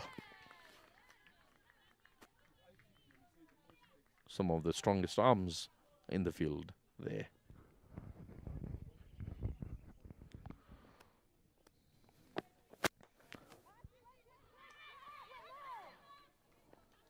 A very nice, tight and disciplined over this by Ingabire Sifa. She's given away just one run so far. 4 dot deliveries. What an over that is. Ladies and gentlemen, look at that over to begin with by Ingabire Sifa. Just one run coming off it in a run chase. It's worth each and every applaud out there. After 6 overs, the score is 21 for the loss of 2. Team Sorwate. Alice Ukuzwe is still out there in the middle, struggling. She started off well, but then lost the momentum. She's now on 9 of 17. Isimwe Henriette on 1 of 2 deliveries. Isimwe Henriette now coming from the airport end once again. You can see that movement. She's understood the seam movement. She's moving it through the air, off the surface there. Just teasing the outside edge of Isimbi.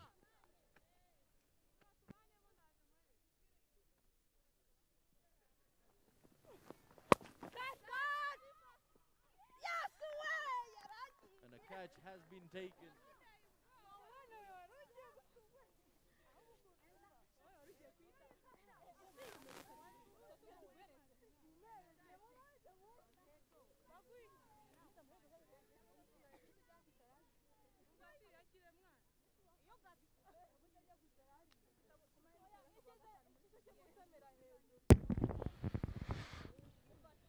And the third wicket goes down for Team Sorwate. Simbi Henriette, a very, very brief stay out there in the middle and a very, very long walk back to the dugout. Have a look at that. Just give it to her in the slot. Nowhere near the ball did she look comfortable to play it. And what an effort. What a running catch that was. And that's how you back up your bowlers, by showing that effort in the field and holding on to those catch opportunities. We saw a couple of those being dropped earlier in the first innings, not this time around. And that's what's the difference between these two sides. The new batter in, Osabjimana Sylvia.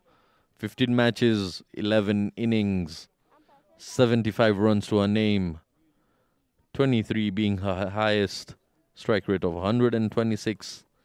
Will she be someone who puts up a partnership alongside her captain, Ikuzwe Alice, who herself seems to be struggling at the moment? She's on 9 of 17 deliveries, trying to get this run chase under control. But have a look at that. The gap between runs required and deliveries left here is getting bigger and bigger. Each and every dot delivery that goes by, you can see the smile on Ishimwe Henriette's face there. She's done her part. A quick fire, 40. And now with the ball, just guided this time around. And they pick up 2 runs comfortably. Beautiful looking shot that was. If you're to be in Osabjimana's position, all you need to do is rotate the strike and allow the captain to do the majority of the task and just anchor, support, be the supportive role, be the Robin Hood, be the Robin to the Batman here.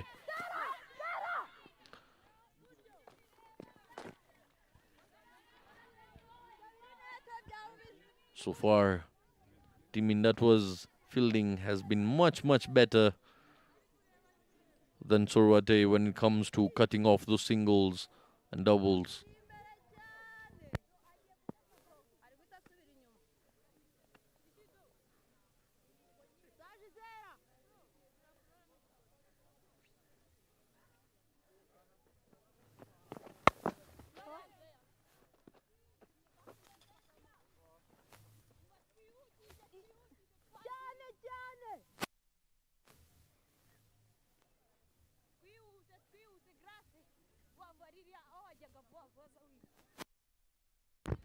We come to the end of the 7th over here, 25 for the loss of 3.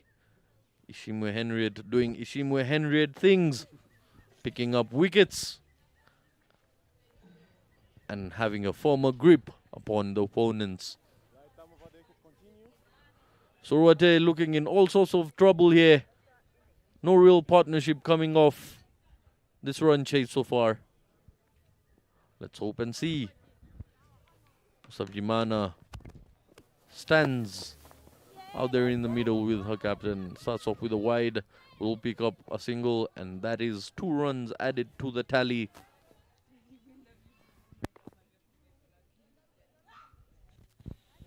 Wickets falling there for Sorowate is the sad part. If you look at that again, there's something that they need to work around it. Remember, I spoke about it earlier on that Alice is only recognized better who is capable enough of controlling and playing a winning innings for a team with a bet. So the other batters need to make sure that they support here, they play around here. Lovely bowling there from Indatwa Hampshire and Sifa Ingabire here again. So this 88 runs needed here. Zaid Khan, very much achievable from 53 deliveries here. But they need to do something better there. One of these two, the shot. Lovely shot there from Usabi Mana Sylvia. 6 runs, I think. Just 4 runs there it is. But I thought at one point you could have just squeezed in. But lovely piece of shot. You see Zaid Khan. Look at that. Look at that. The waiting. The control and the hit. Yeah, just one bounce over the rope. Last week, she was also a touch on the rope again. Today, again, same thing. So this is what you'd want to see from your batters, having that positive attitude of going for the ball. Up and over the bowler. There, 1 run it is. Sabimana Zaid Khan, these ladies seems to be unleashing some shots here. It's really the nice intent here. I'm pretty sure it's because of the upcoming tournament that is happening. They will be traveling to Uganda. Beautiful shot off the back foot. Will it reach the boundary? The chase is on. The fielder, Giselle, much quicker.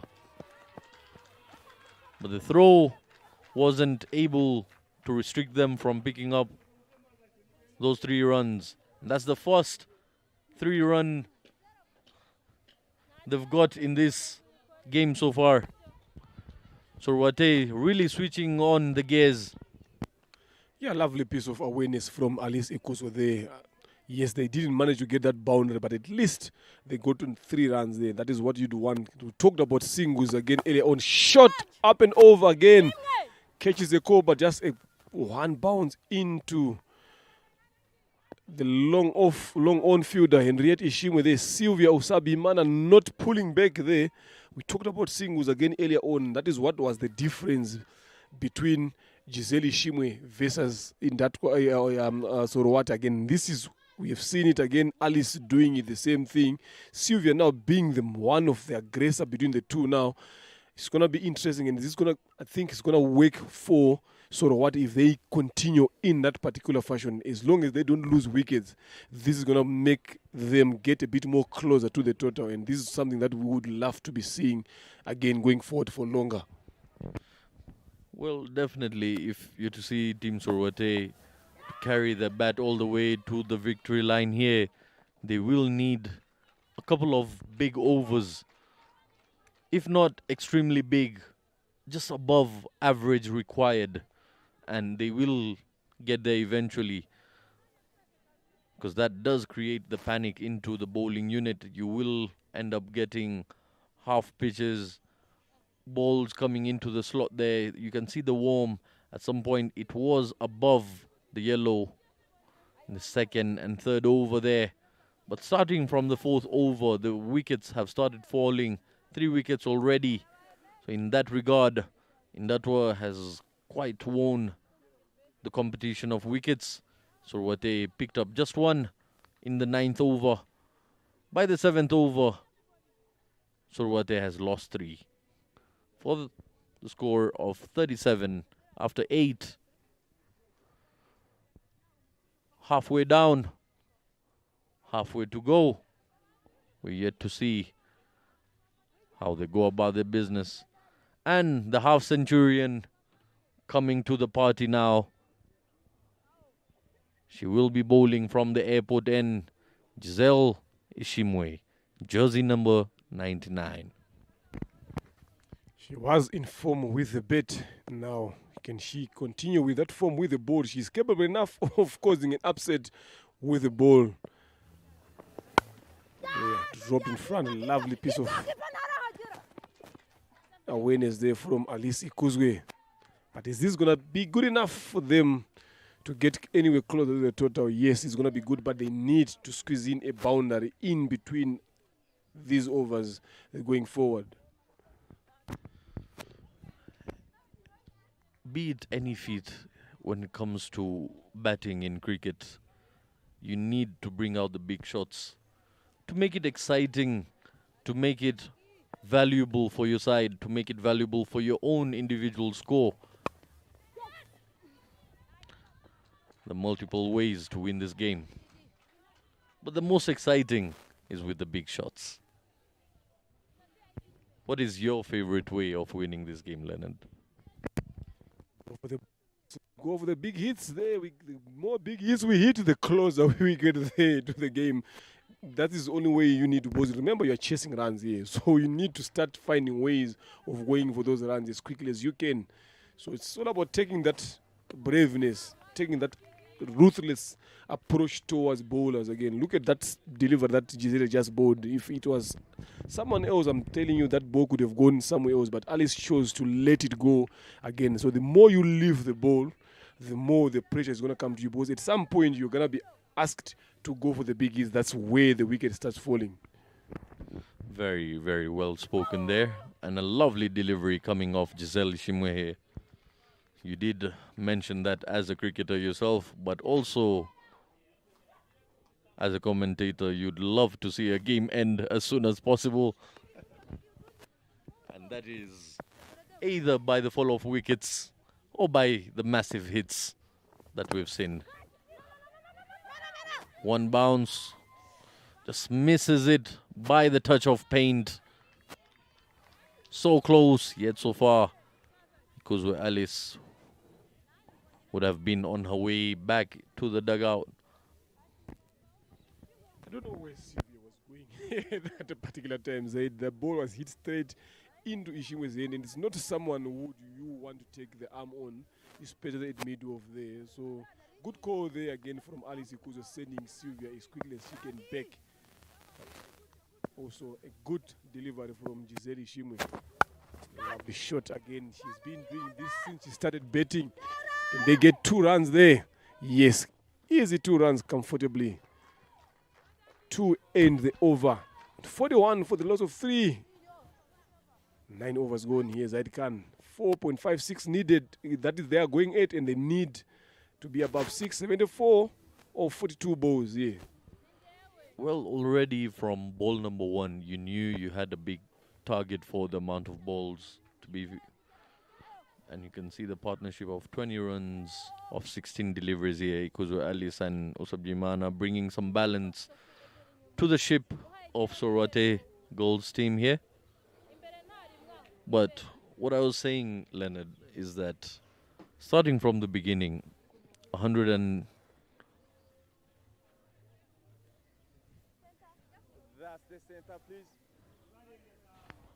plus coming into a chase with just 16 overs to play.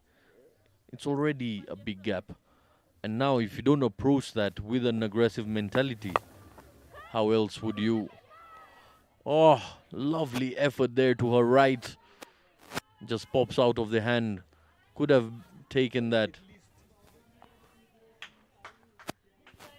I'd love to see that once again. It was an opportunity. Ngabire Sifa would have picked up her first wicket in her third over here. Flighted, played down the ground. Great connection that. The quicker it came, the quicker it went back. And there you see that opportunity. Oh, almost got it. Kudos to our media boys covering each and every second of the action here at Gahanga. Yeah, credit to them. They're doing a fantastic job to make sure that we see these pictures clearly, everything that is happening in. Well done there. The production team, the cameramen that are in there, 5 of them up there making sure that they get all the action that we need. And Sylvia Usabimana also giving us the action that we need to be seeing by getting off the strike for a single from that particular delivery. Lovely cricket that we're seeing here. 71 of 38 balls here. Things are not looking good for Sorowate. They need to make sure that they're up. They need 11 runs so far to go up there. Dropped short, open over. Alice Ikuzgo, but there is the captain Henriette Ishimu at long on. And casually she gets it to the other end for 1. This is something that I've been seeing Siva Ingabire doing in her bowling spells. They're dropping all that balls short a lot of the times, bowling full tosses. Again, something that she needs to really work on. And the captain or the coach for in that Hampshire needs to make sure that gets sorted. End of over number 10, 45. 3 wickets down here. Again, into the last 6 overs here, Zaid Khan. 70 runs off 36 balls. Ken Sorowate cross the line. From the looks of it,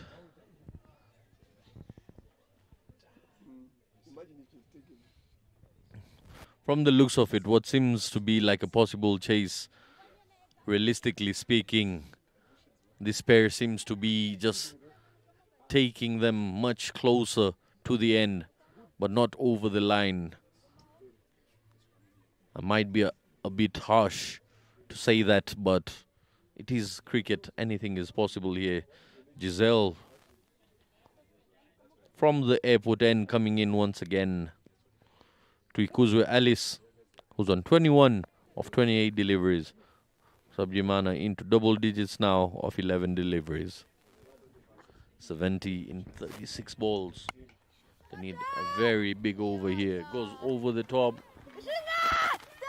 Won't get to the boundary, but good runs. And a direct hit from the deep there. Umpire not moved.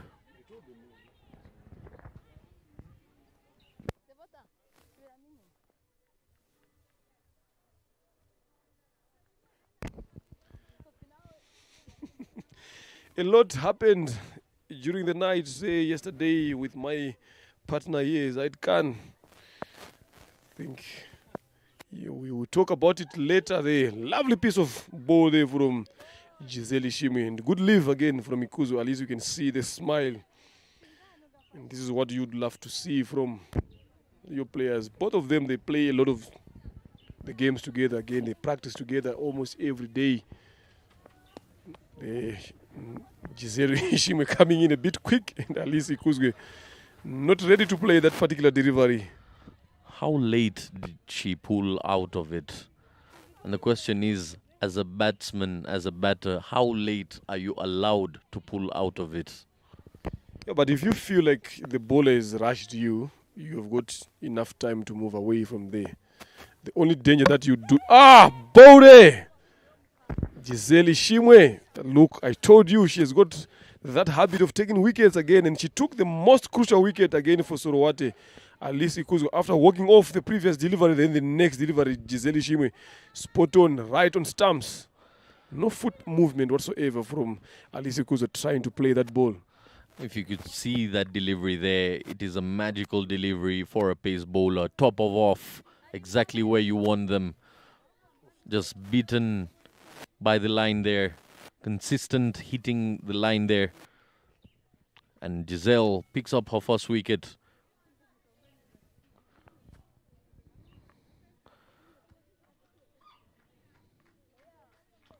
Picking up a massive wicket off the captain herself. And that brings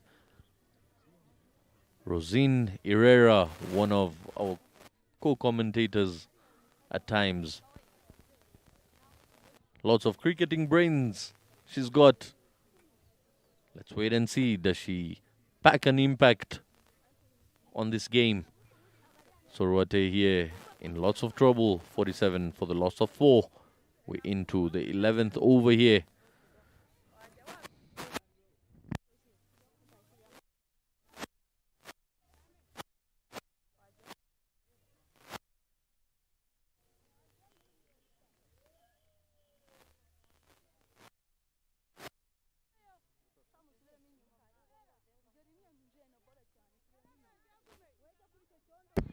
"42 matches, 29 innings to her name.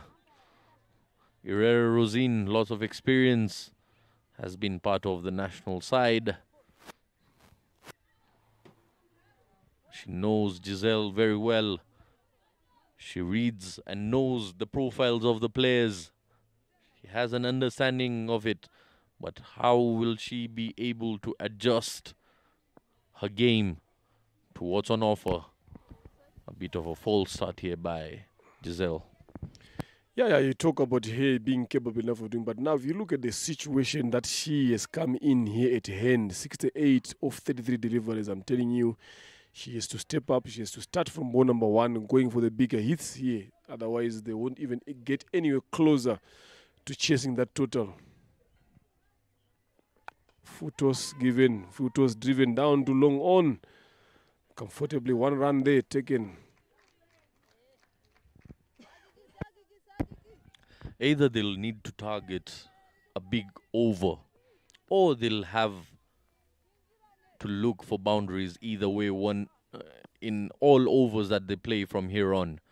Because if you tend to target one over only, most often than not, the chances are you'll end up missing it completely.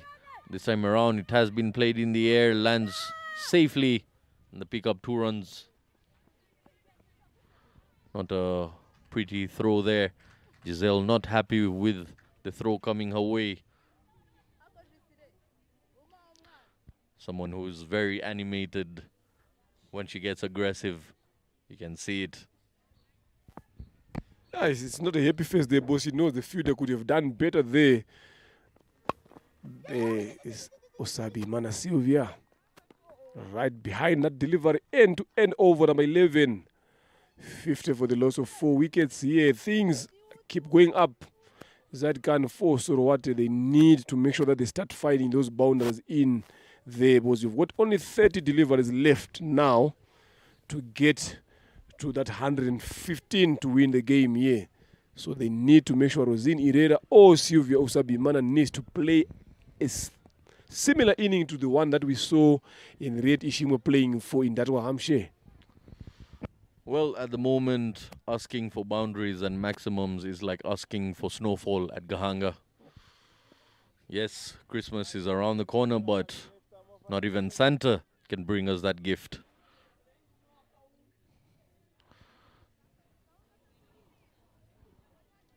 Sorowate here in murky waters.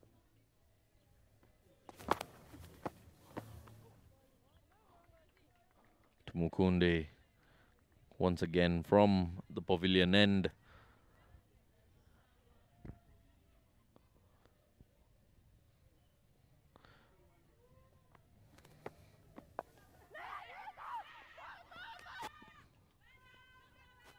No run there once again.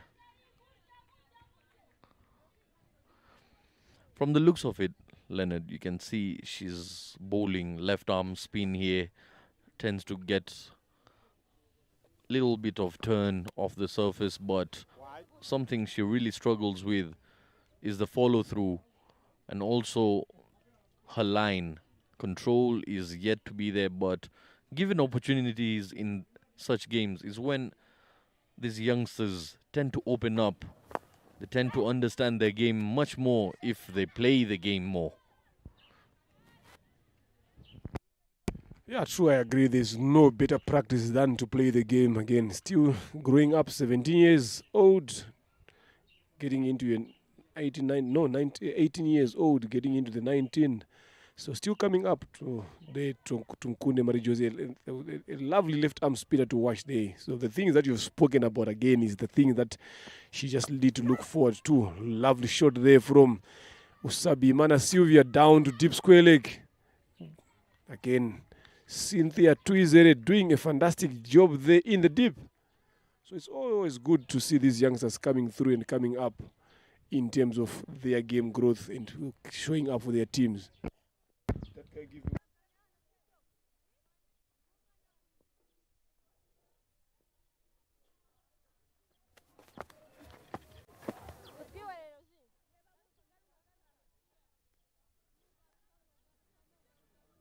Another wide there by Tunkunde. We talked about control. So that is something that she needs to work around now, controlling the ball. Yes, she's getting some 10 there, but you got a 10 with control.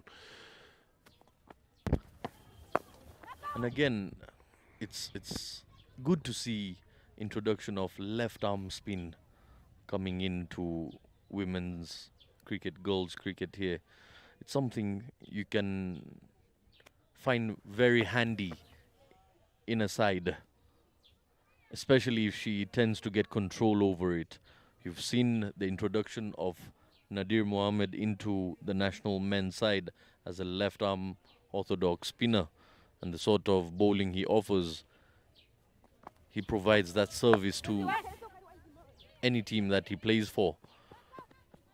Once again, not accurate there by Giselle.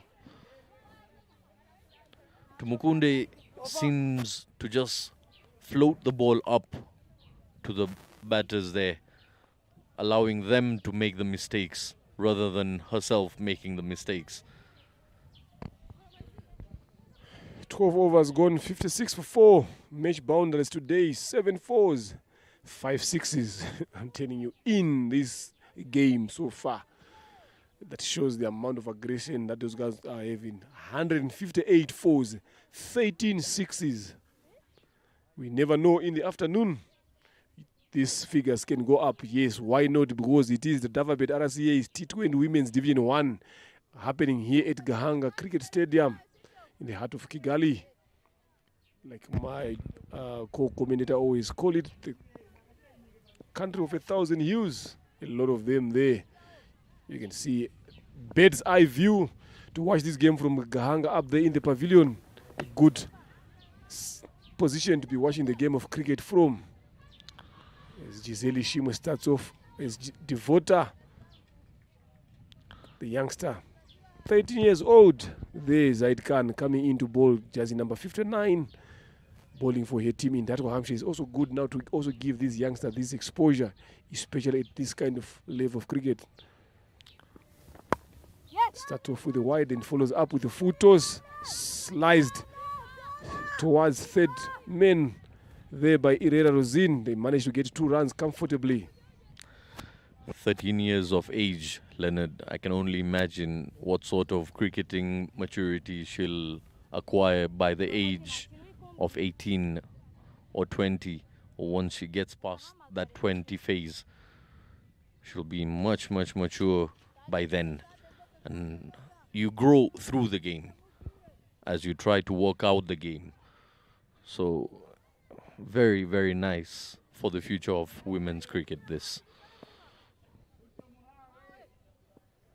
And also, this is a very nice platform for the girls to experiment and bring out their game and try out different things, especially the national women's team players. They know they've got a tour coming up very soon. If there is something they want to try out, this is the opportunity. Where else is better than home? Very true there. Lovely ball there from Devota. Again, follow up again there. Lovely shot from Irera Rosine. And this is something, what I can also say to summarize what you've said in terms of exposing these youngsters is to say the future for Rwanda Cricket Women's is bright. You understand, having bowlers like this, look at your screen there, young as she is, look at the way she's bowling already. She has conceded only 4 runs in a first over. In this situation again, against a team like Sorowate. Almost picked up our first wicket, but not like that. If the fielders keep doing the slopey work there, could have been just a single. And with that slight fumble, gives away yet another easy run to Team Sorowate. Whichever way they come, they will be more than happy receiving them.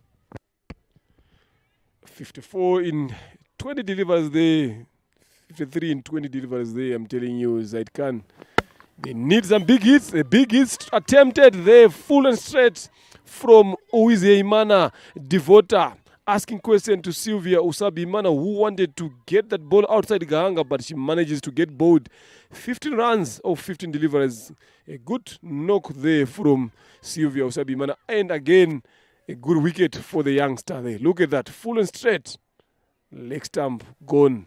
Look at the casual approach that this youngster doesn't even seem to be looking to be interested in taking those wickets. Why? Because she knows needing 53 of 19 deliveries. The job has been done already. So she's just doing the finishing. And that brings in Nyirakundineza Josiane to the crease. The fighter comes out there in the middle. The standing in captain, Josiane. 100 matches, 61 innings, 452 runs to her name, 28 not out being her highest, strike rate of 70.74. Something she should be celebrating. 100 games, Leonard. Not many players have that to their name. Once again, plays it in the air. Gets away with it. You wouldn't like to remember your 100th game as a duck.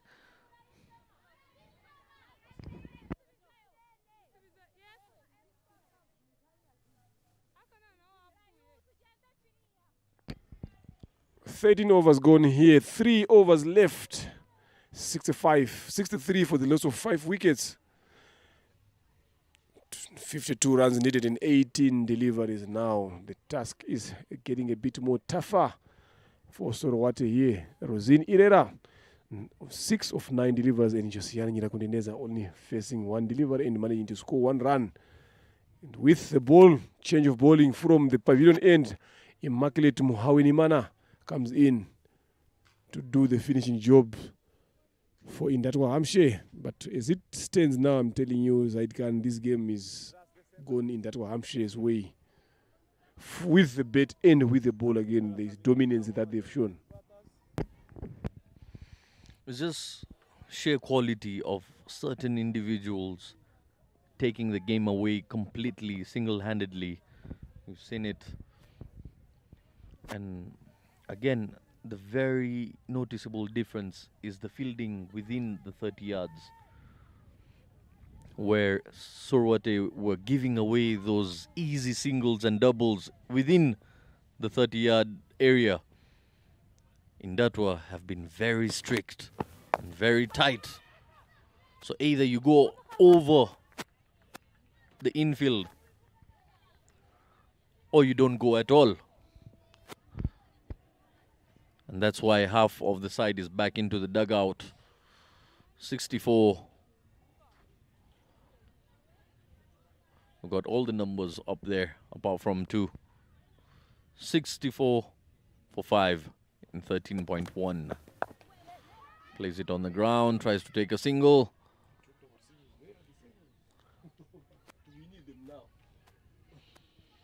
Well, the singles are coming in, but not when needed. A bit too late, they say.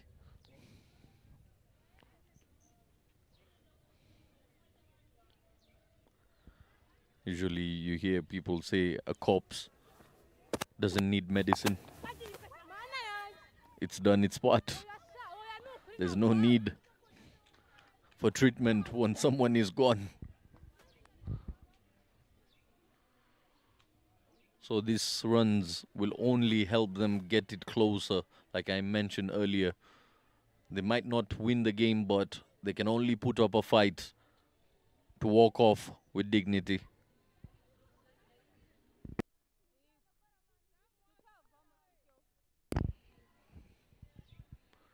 Rosina. Swing and a miss there. Just fractionally moving away from her there. Gave it a full swing. Probably thinking if you offer hard. If you go for it hard.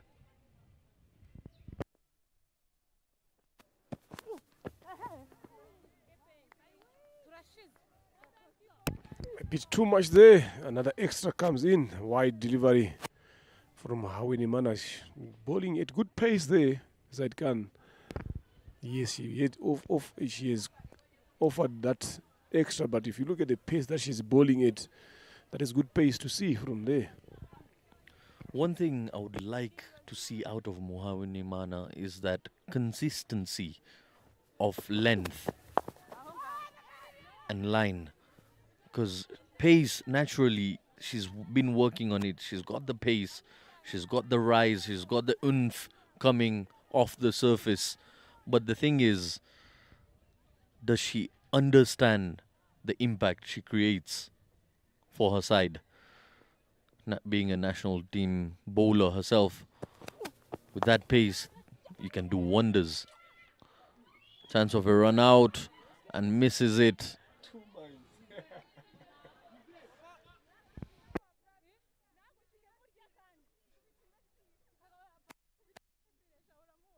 Two minds there. At one point, she thought of running with the ball to the stumps, then ended up throwing there. But some good scenes that we are seeing here, some good cricket that being played here by both teams here. Yes, so what have been outclassed here in terms of putting runs on the board. But if you look at the fight, especially from Rosini Herrera being known to be someone who dominates with the ball, but if you look at the way she's batting there, yes, she's on 8 of 13 delivered, but look at the shots that she's playing. It shows maturity. It shows that the hard work that she's putting in behind in terms of improving her batting. If only the understanding was there a bit early. But that's what the game is all about. Whoever adapts and whoever brings in the strategy early is the one that takes it away.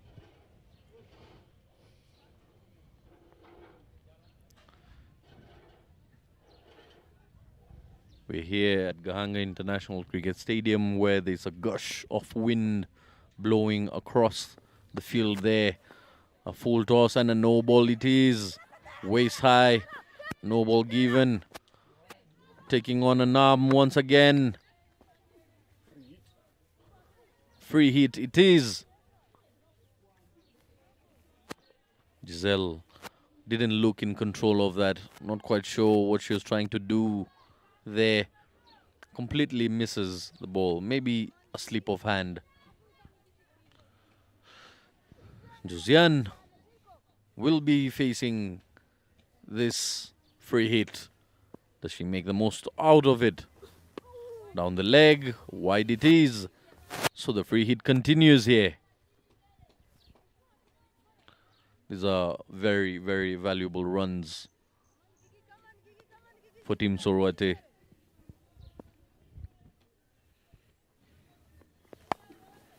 Plays it in the air. Lands safely.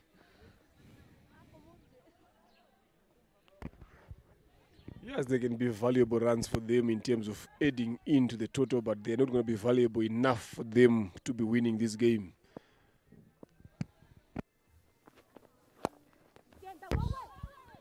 Down on the ground, One run it is there from Irena Rosin. Like I said, the way she has been betting here against Zaid Khan is something that leaves a lot to be desired. Why? Because if you compare the other previous game, the way she was betting, she was not playing in this particular fashion. This shows the understanding, picking up gaps.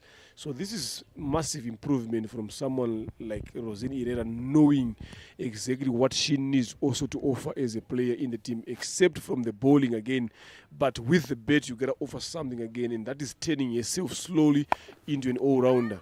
Again, another foot toss there from Giselle Ishimwe, and Josiane Irakuneza could not get enough of it, and only manages to get a single off that delivery. Again, I like how you bring up the word desired. To me, it's sort of like going for window shopping. You go out there, you look at the things, what are acquirable, what are achievable, but you tend to just watch and leave.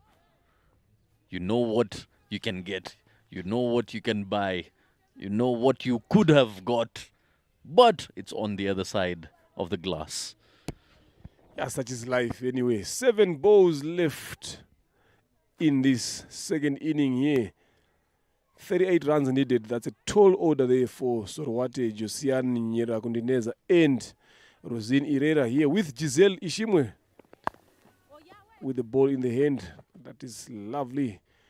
Dodbo to finish up the over. Now into the last 6 balls here. 77 for the loss of 5 wickets. 38 of 6 deliveries. Ken Herrera Rosine or Josiane Nyerakundineza produce some magic inning here for their team.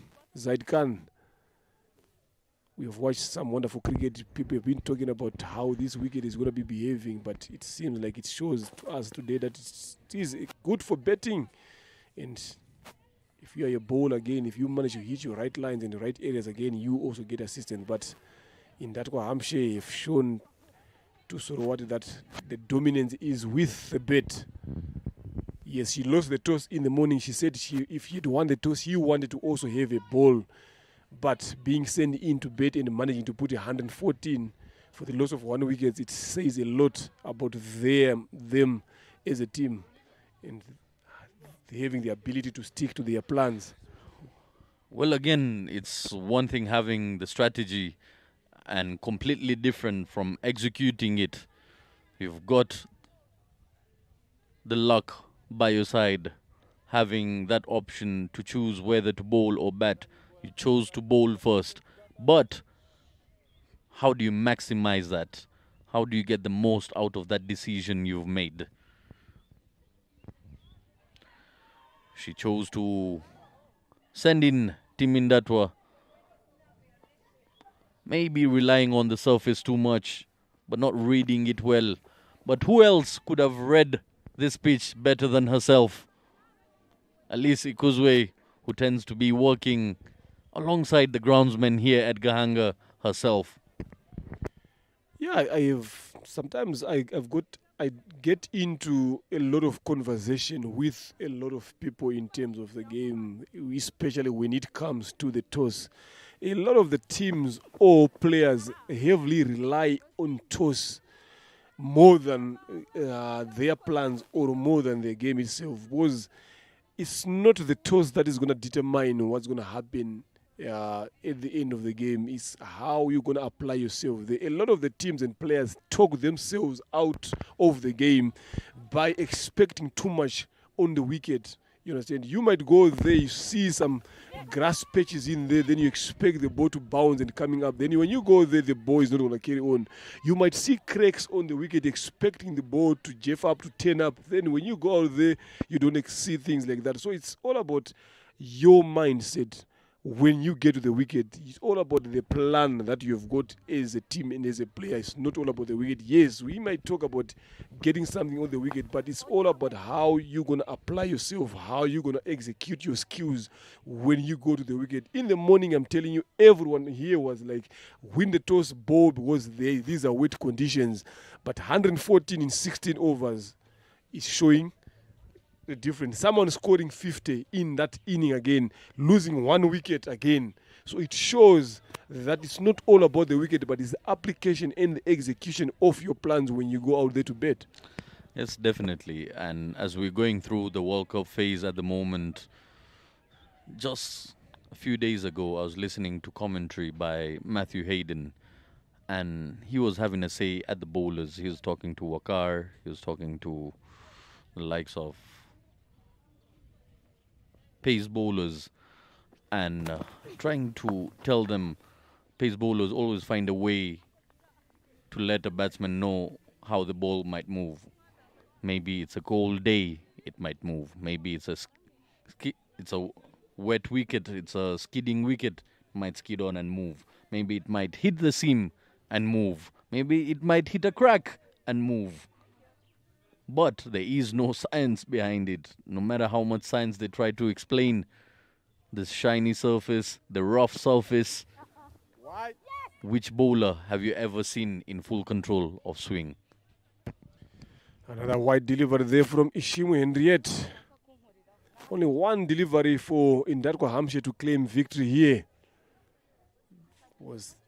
Sorowate need a lot of runs. 33 of one delivery to win this game. I don't know what Indatwa would do for them to lose this game here, but a good performance there from Giselle Ishimwe with the bet. Again, last delivery there, Josia Nyirakuneneza goes for a single. A run-out attempt, but game done here. 32 runs is the game that in Datwa Hampshire is the runs that they've managed to win this game by. 16 overs, the game has been shortened to 16 overs per side, and in Datwa Hampshire winning this game by 31 runs, having put into bet by Sorowate after winning the toss. At least Ikuzwe there being bowled by Giselle Ishimwe, 23 of 31 deliveries. Ishimwe Gihozo Divine caught Giseline, bowled Mkunde 6 of 12. Mukanda Isenga Janet 0 of 5 deliveries. Isimbi Henriette 1 of 4, and Usabi Mana Sylvia 15 of 16. Irera Rosine 12 of 19 delivery not out, with Giaswani Nyirakuneneza 9 of 10 balls not out. That is the sort of what is betting card. The Indatwa Hampshire bowling card. Muhawe Nimana up top 3 overs, 17 runs, no wicket. Mkunde Marie Jose 3 overs, 12 runs, 1 wicket. Henriette Ishimwe 3 overs, 12 runs, 1 wicket. Ingabire Sifa 3 overs, 17 runs, no wicket. Giselle Ishimwe 3 overs, 18, 1. And Uize Imana Devota 1 over, 7 runs and 1 wicket respectively. Extras again, 17 being bowled by Sorowate. There is the match summary there. Top performers up there: Giselle 52, Henriette Ishimwe 42, and Ingabire Sifa 15. With the bet, Irera Rosine with the ball. No wickets to talk about. 4 from Indatwa Hampshire, from Sorowate bowlers there. Then down there, Arisi Kuzo 26, 23 of 31.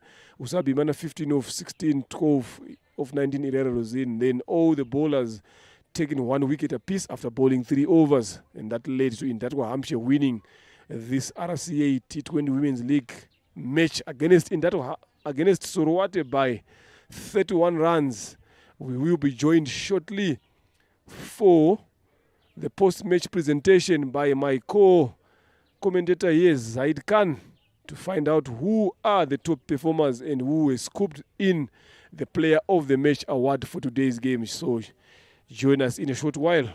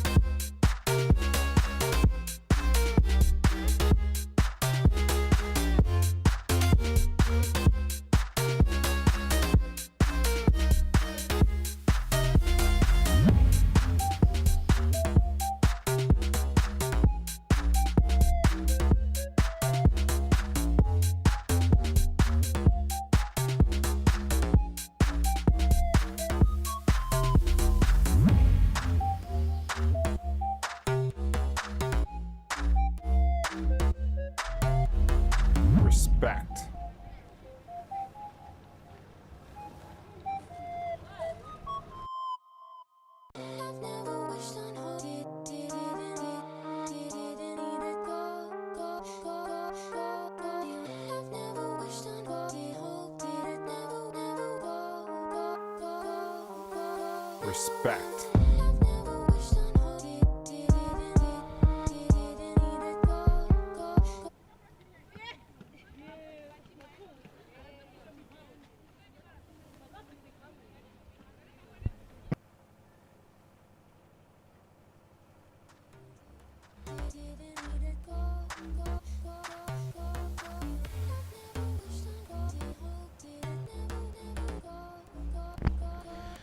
Good morning and welcome everybody once again for the post-match presentation for this game being played between Indatwa Hampshire and Sorowate. I'd like to call upon the captain of Sorowate, Josiane.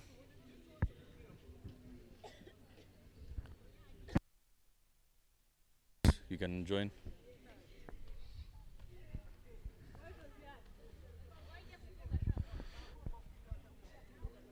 Winning the toss and electing to bowl first, things didn't go according to your way. What are the positives you pick out of this game? We are running because Indatwa did, they are using their balls they have, because they hit ball hard and they run more runs between the wicket. As it's not in our way, because we are trying to rotate more strike, but we didn't hit ball hard, we didn't get the boundaries. Yeah, that's why we lose. And did you feel the score was a bit too high for your side to chase down? Of course it's high because they are reduced overs. Yeah. And your captain today, Josiane, having played her 100 matches, what message do you have for her? I just want to tell her keep going and keep pushing. Yeah. Right, thank you very much. And now I'd like to call upon the captain of Team Indatwa, Ishimwe Henriette. Congratulations for the victory. Thank you. What was going through your mind when you went in at that situation where the first wicket fell for your side and you had just limited overs to you? What was going through your mind putting up that total?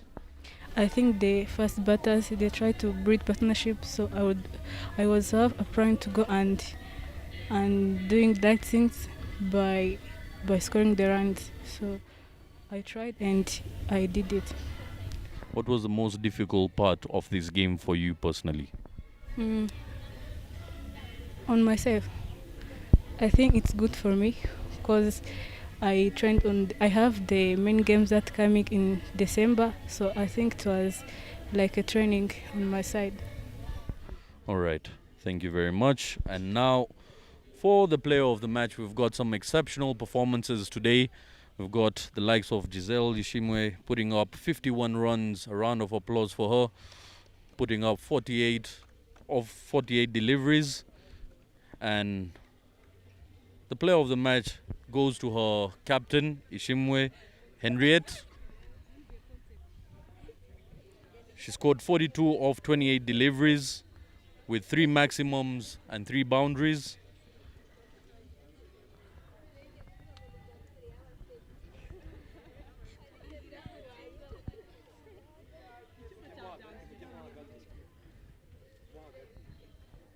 How are you?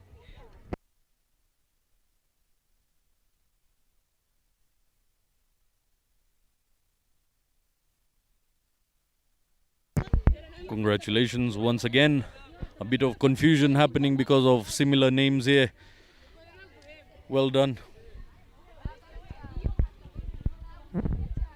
With that, we come to the end of the post-match presentations. Do stay tuned. We've got yet another competition coming up this afternoon. Signing out is Zaid Khan.